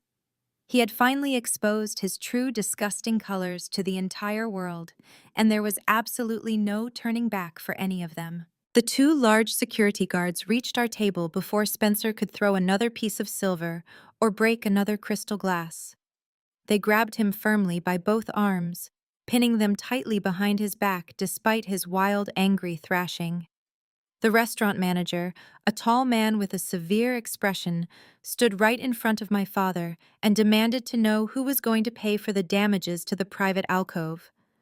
Spencer was still screaming racial slurs and violent obscenities as the guards dragged him backward out of the private room and straight through the main dining area. Every single wealthy patron in the upscale restaurant stopped eating their expensive meals to watch the so-called brilliant real estate developer get hauled out the front door like a common criminal. Brianna was slumped heavily in her chair, sobbing uncontrollably, her perfect makeup completely ruined and running down her cheeks in dark, ugly streaks. The silence that fell over our table after Spencer completely disappeared was heavier than anything I had ever experienced in my entire life. It was the absolute deafening silence of total financial and social ruin. My mother Brenda was shaking so violently that her cheap gold bracelets rattled loudly against the white linen tablecloth. She looked at the doorway where Spencer had just been dragged out, and then she slowly turned her head to look directly at me. The sheer panic swimming in her eyes was almost hard to witness. The brutal reality of her situation was finally sinking deeply into her bones. She was going to lose her beautiful home. She was going to lose her fake status. She was going to be the absolute center of gossip for her entire church congregation. The wealthy social circle she had sacrificed my entire childhood to impress was going to chew her up and spit her out the very moment they found out she was completely broke. Winston was staring blankly at the shattered glass and the spilled dark wine on the floor, his broad chest heaving as he struggled to draw a full breath. He had eagerly traded his dignity and his family for a racist con artist, and the massive bill had just arrived at the table. Suddenly, Brenda lunged awkwardly across the table. Her hands desperately reached out and clamped down hard over my wrists. Her fingers were ice cold, and her grip was surprisingly strong for a woman who was actively hyperventilating. She looked up at me with wide, terrified eyes, pleading with me to please help them fix this. She cried out that I was their daughter, their own precious flesh and blood. She started using the exact same manipulative phrases she had used to control me for my entire life, telling me that blood is thicker than water and that a real family must always stick together during the dark times. She begged me to take the spreadsheets and the foreclosure documents and just make them disappear somehow.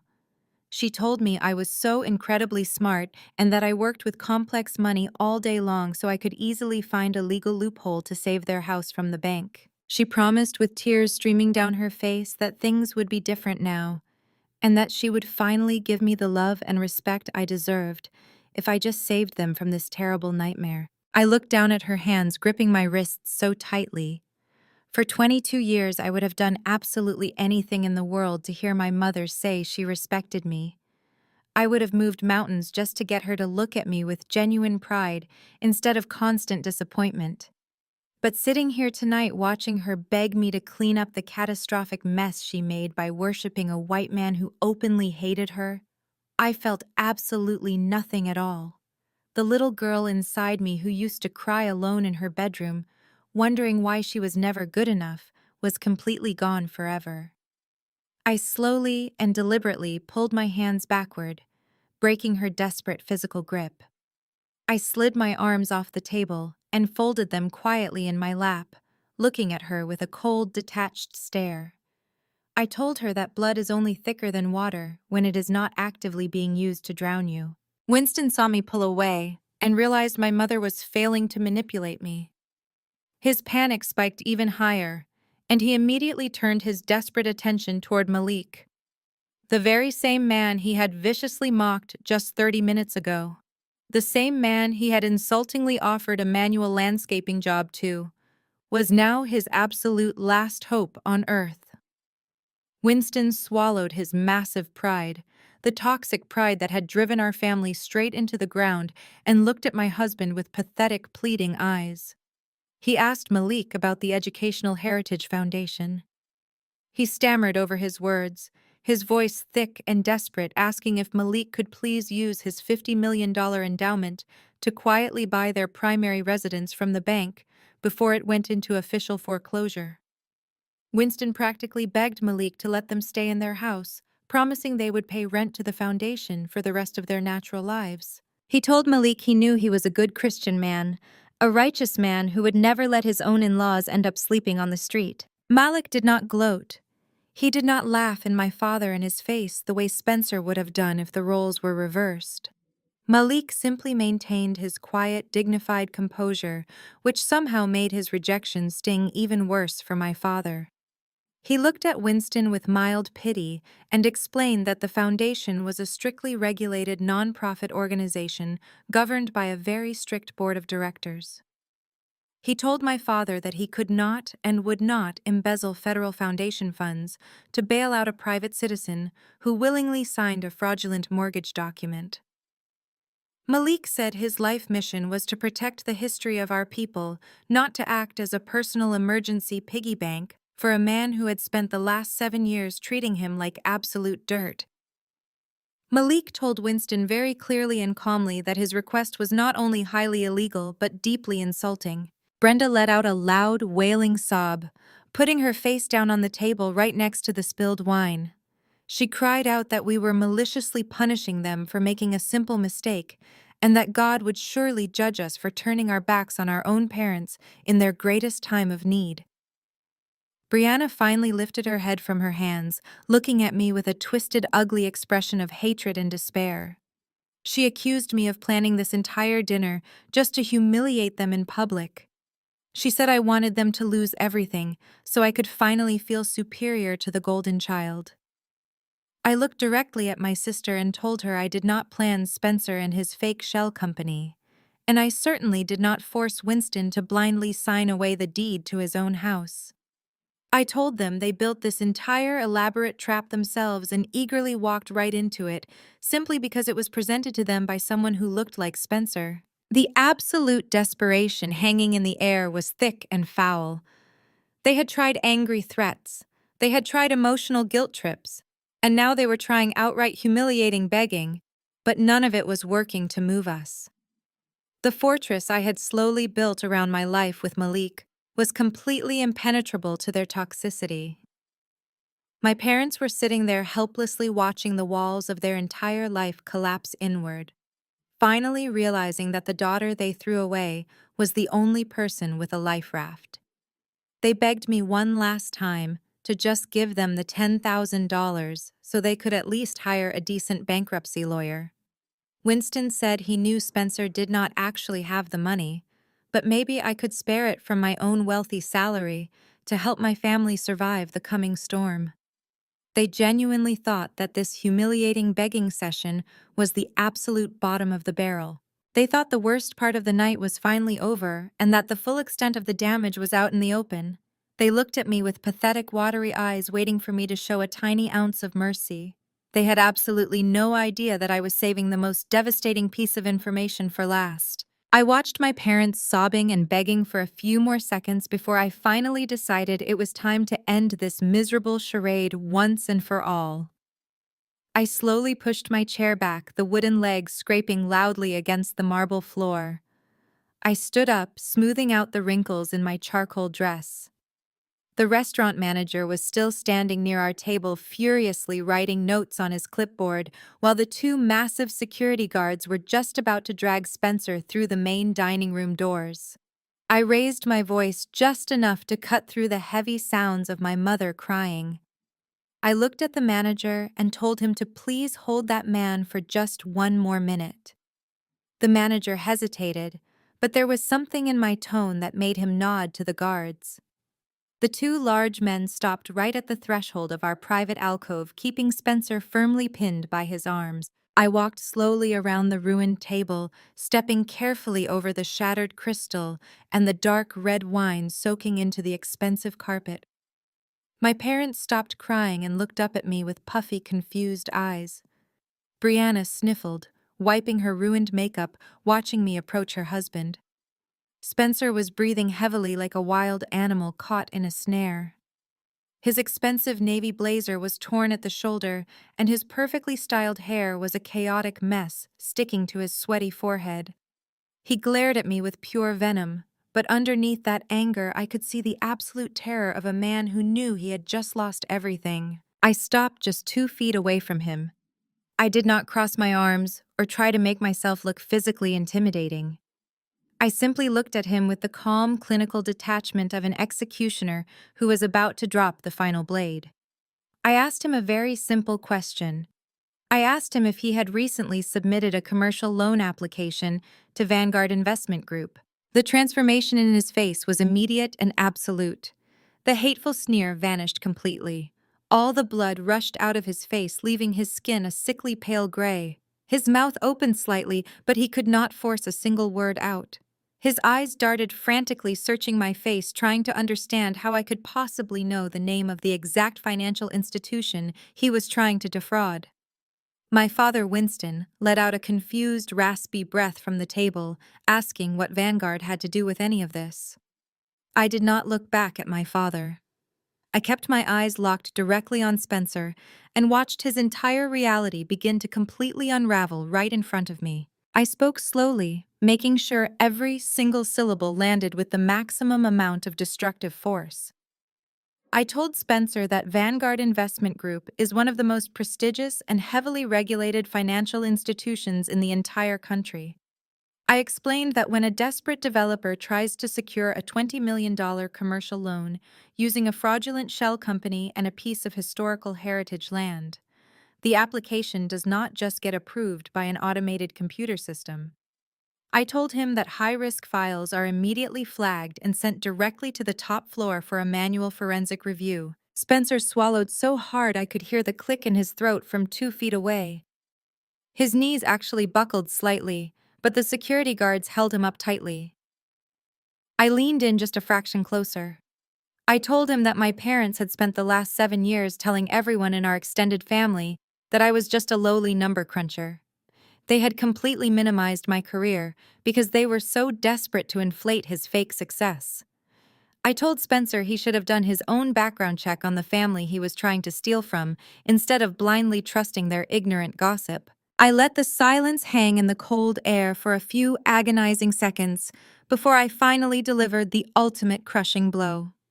I looked him dead in his terrified eyes and told him I am the Senior Director of Risk Audit at Vanguard Investment Group.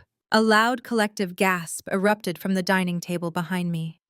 My mother, Brenda, dropped her hands from her face, staring at my back in absolute stunned disbelief. Brianna let out a small, pathetic whimper, covering her mouth with both hands. Spencer stopped struggling against the security guards completely. His body went totally limp. His brain was entirely short-circuiting, trying to process the impossible magnitude of what I had just said. The person he had spent all night insulting, the woman he thought he could easily manipulate into handing over millions of dollars, was the exact same person who controlled the keys to the massive corporate vault he was actively trying to rob. I did not stop there. I wanted him to feel every single ounce of the despair he had tried to force onto my family. I told him that his file landed on my massive mahogany desk exactly 3 days ago.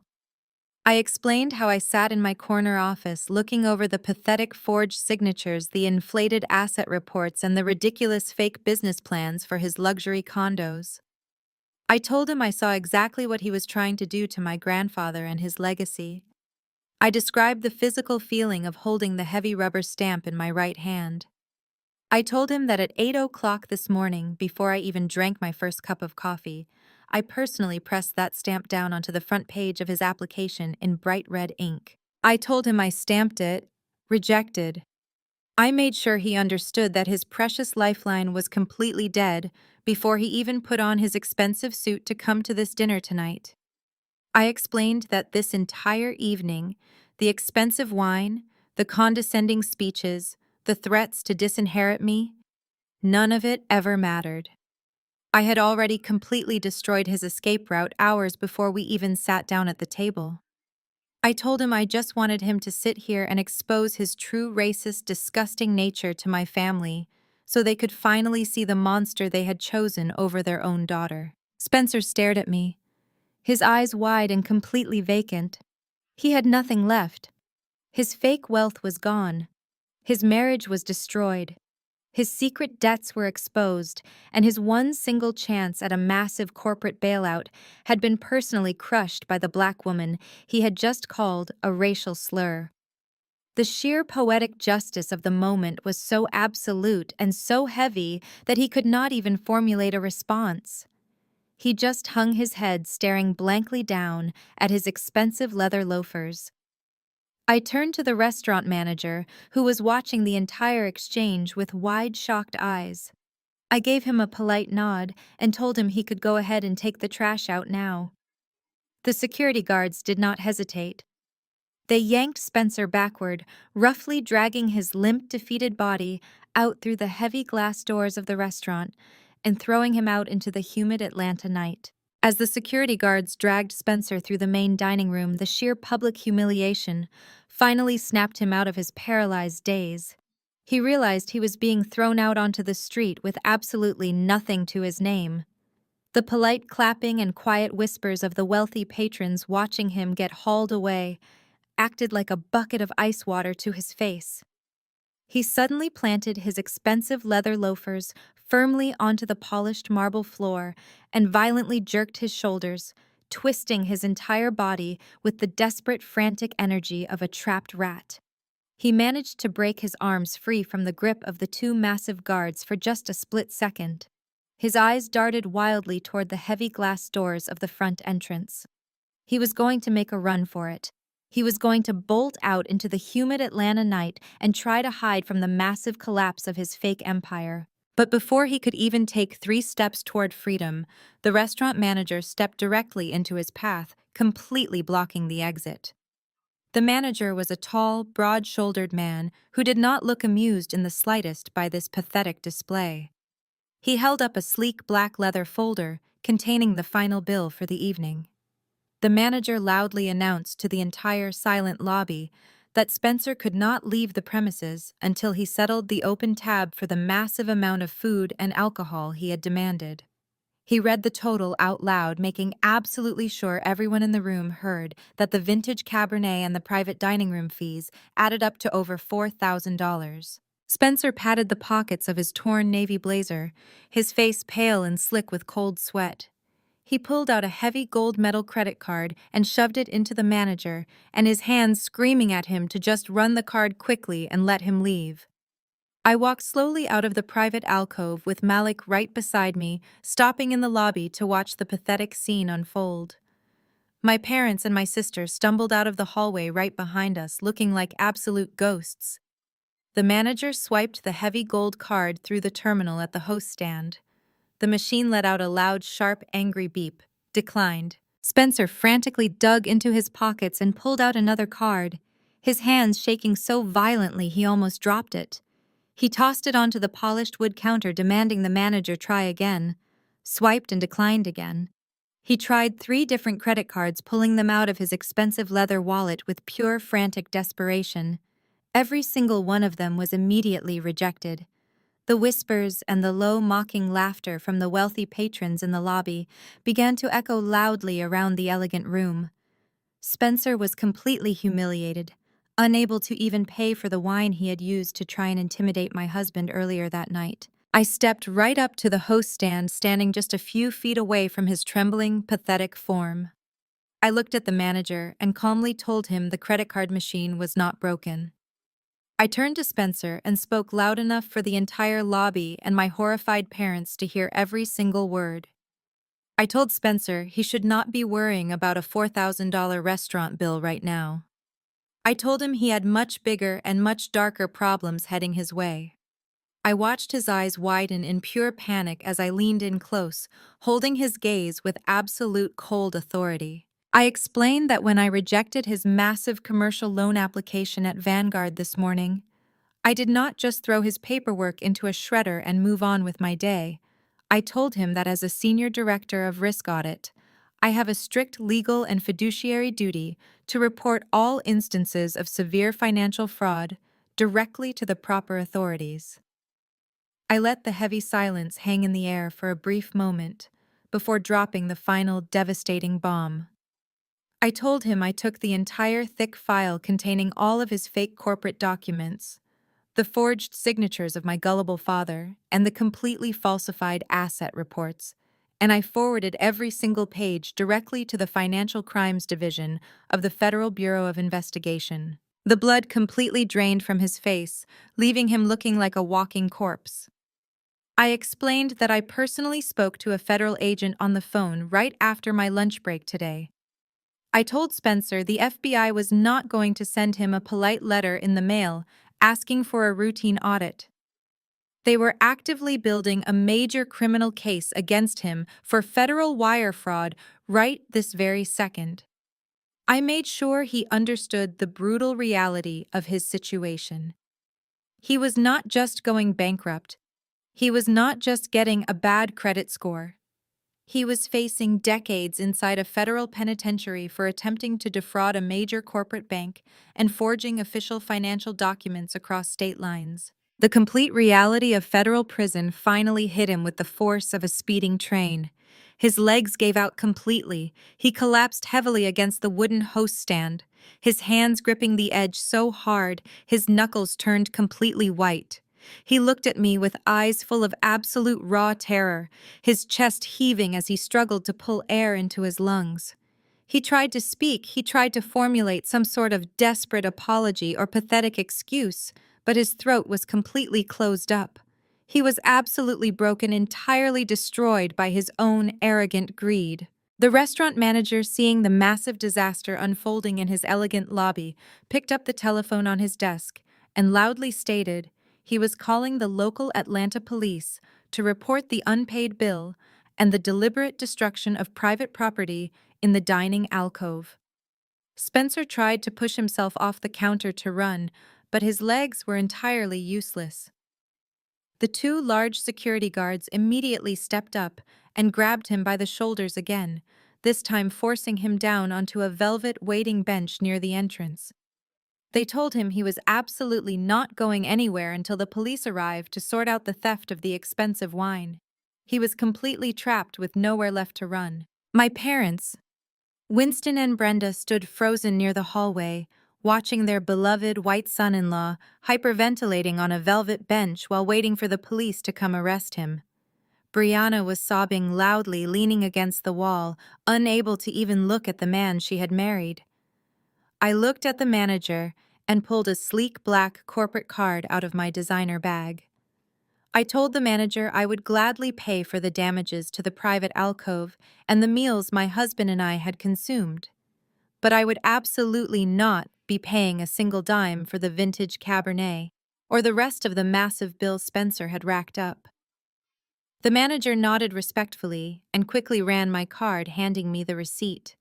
I signed it with a smooth, steady hand, feeling an overwhelming sense of peace wash over my entire body. I put my card away and slipped my arm gracefully through Malik and his waiting arm. We did not say another word to Spencer, who was currently rocking back and forth on the velvet bench, muttering incoherently to himself about fake investors and bankruptcy lawyers. We did not say another word to my parents, who were staring at me with expressions of pure, devastating regret. Malik pushed open the heavy glass doors, and we walked out into the warm, humid night air, leaving the absolute wreckage of my toxic family and their golden boy entirely behind us. Just before we completely pushed open the heavy glass doors to step out into the night, I stopped in my tracks. Malik paused right beside me, his hand resting gently on the small of my back. He did not rush me, and he did not ask any questions, because he knew there was one final thing I needed to do to completely sever the invisible chains that had held me for 32 years. I turned around and walked slowly back across the polished marble floor of the lobby, leaving the entrance behind and heading straight back toward the private dining alcove. The restaurant was still buzzing with low whispers from the wealthy patrons, who were all still watching the aftermath of the absolute chaos my family had created. When I reached the entrance of the alcove, the scene was absolutely pathetic. The three of them were sitting around the ruined table, looking like the terrified survivors of a massive shipwreck. The spilled vintage Cabernet had completely soaked into the expensive white linen tablecloth, looking exactly like a dark red wound. Shattered crystal was scattered everywhere, reflecting the warm ambient light of the chandelier above, without Spencer there to act as the wealthy golden anchor. The fragile alliance between my parents and my sister was rapidly and completely deteriorating. Brianna was standing up, gripping the edge of the table, her mascara running down her face in thick black rivers. She was screaming hysterically at my father, blaming him for letting Spencer take out the secret second mortgage on their house. She told Winston he was a weak, stupid old man who should have protected the family money instead of blindly signing every single piece of paper her husband put in front of him. Winston shot up out of his heavy wooden chair, his face turning a deep, angry shade of purple. He pointed a shaking finger right back at his favorite daughter, the beautiful golden child he had sacrificed my entire college fund for. He yelled that Brianna was a spoiled, ungrateful brat who drove Spencer into massive debt with her ridiculous shopping sprees and her desperate need to impress her fake country club friends. My mother, Brenda, was caught right in the middle, sobbing loudly and begging them to stop shouting because people were staring at them. She tried to grab Brianna by the hand, but Brianna violently slapped her mother away, telling Brenda that she was the one who practically worshipped Spencer and enabled his behavior simply because he was a wealthy white man. They were viciously tearing each other apart, right there in the middle of the expensive restaurant. It was a brutal, ugly display of what toxic people do when their chosen scapegoat is no longer available to absorb their poison. They had spent my entire life blaming me for everything that went wrong, but now that I was completely untouchable and Spencer was on his way to jail, they had absolutely no choice but to turn their venom directly on each other. I walked right up to the edge of the table. The sheer force of my silent presence made all three of them snap their mouths shut immediately. They looked at me with wide, terrified eyes, probably hoping I had come back to offer them some kind of last-minute financial miracle. I reached down and picked up the crisp $10,000 check that Attorney Caldwell had so arrogantly offered me earlier that day. It had been sitting near my untouched dinner plate the entire evening, ignored during the massive confrontation. I held the piece of paper up between two fingers, letting them look at the pathetic bribe they thought would buy my silence and my grandfather and his legacy. I looked at my father, who was trembling with a mixture of raw rage and sheer panic. I looked at my mother, who was clutching her chest like she was having a heart attack. And finally, I looked at Brianna, who was staring at the check with absolute desperate hunger in her eyes. I did not yell, and I did not raise my voice. I simply let the check slip from my fingers. It fluttered slowly through the air, landing right in the middle of a dark red puddle of spilled wine. I told them they were going to need every single penny they could find, because the federal government does not offer public defenders for massive commercial wire fraud. I told them to take that wet piece of paper and use it to hire the best criminal defense attorney they could find. Because when the FBI starts freezing their bank accounts tomorrow morning, they are going to have absolutely nothing left. Nobody said a word. They just stared blindly down at the ruined check slowly soaking up the spilled wine. I turned my back on them for the very last time. Malik was standing right at the edge of the alcove waiting for me with a warm, incredibly proud smile on his face. I walked over to him and seamlessly linked my arm through his, holding him tightly against my side. We walked together through the upscale restaurant, our heads held high, our steps perfectly in sync. We did not look back, not even once. The moment we finally pushed through the heavy glass doors and stepped out into the warm, humid Atlanta night, a massive, suffocating weight completely lifted off my chest. The air felt incredibly light and fresh in my lungs. The valet quickly brought my car around, and Malik opened the door for me, making sure I was safely inside before walking around to the passenger seat. As I started the engine and pulled out onto the busy city streets, the bright lights of the Atlanta skyline seemed to sparkle just a little bit brighter. Malik reached across the center console and gently took my hand, intertwining his strong, warm fingers with mine. He looked at me in the soft glow of the dashboard lights and told me he had never been more proud of me in his entire life. I leaned my head back against the smooth leather seat, letting out a long, shaky exhale that contained 32 years of pain, rejection, and profound unworthiness. I had finally done it. I had stood up to the people who broke me, and I had completely dismantled the toxic empire they built on my back. I was driving away from my dark past and straight into a beautiful, peaceful future that I had built with my own two hands alongside a man who truly loved me. The desperate people-pleasing scapegoat was officially dead, and in her place was a powerful woman who would never let anyone make her feel small ever again. Exactly.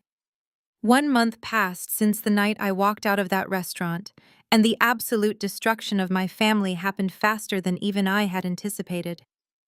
The Federal Bureau of Investigation does not drag its feet when it comes to massive commercial wire fraud. Early on a Tuesday morning, exactly 3 weeks after the disastrous dinner, two black unmarked SUV vehicles pulled up onto the manicured driveway of Spencer and his luxury townhouse. Federal agents kicked in his front door while he was still sleeping and dragged him out onto the street in heavy metal handcuffs. The local news stations had an absolute field day broadcasting the footage of the arrogant real estate developer being shoved into the back of a federal vehicle wearing nothing but sweatpants and a look of pure, unadulterated terror. His fake investment fund was completely seized by the government. His personal bank accounts were entirely frozen, and he was denied bail because the federal judge deemed him a massive flight risk.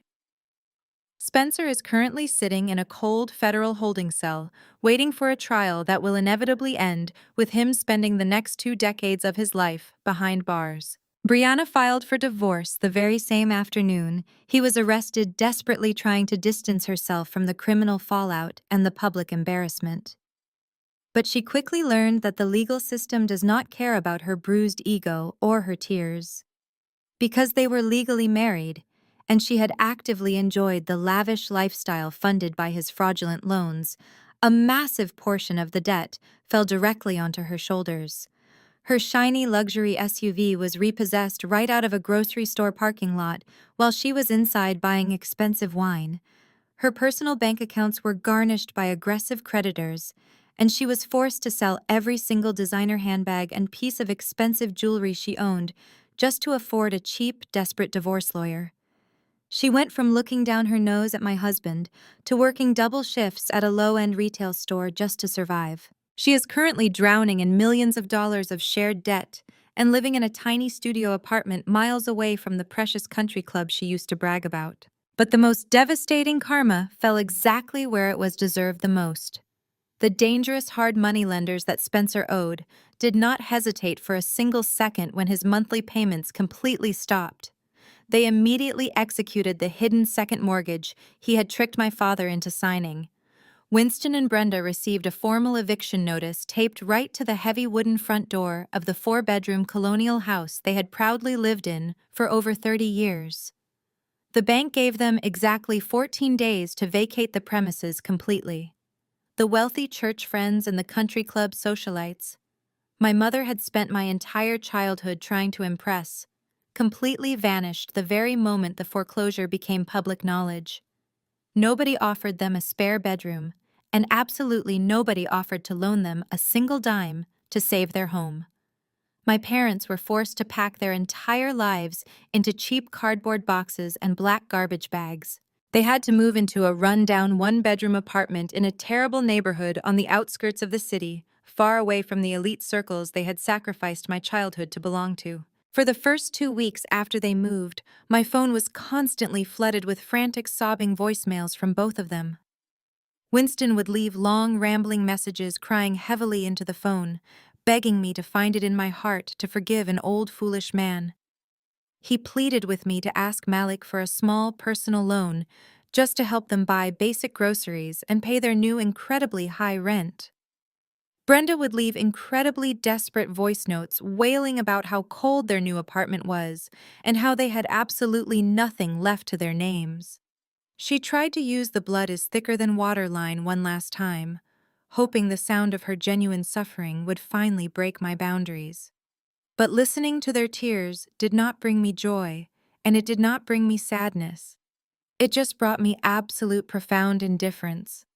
I listened to their final voicemails, deleted them permanently from my inbox, and completely blocked all of their phone numbers. I contacted my service provider the very next morning and changed my personal cell phone number entirely, erasing their final avenue of access to my life. It has now been 6 months since that terrible dinner, and my life has never been more beautiful or more peaceful.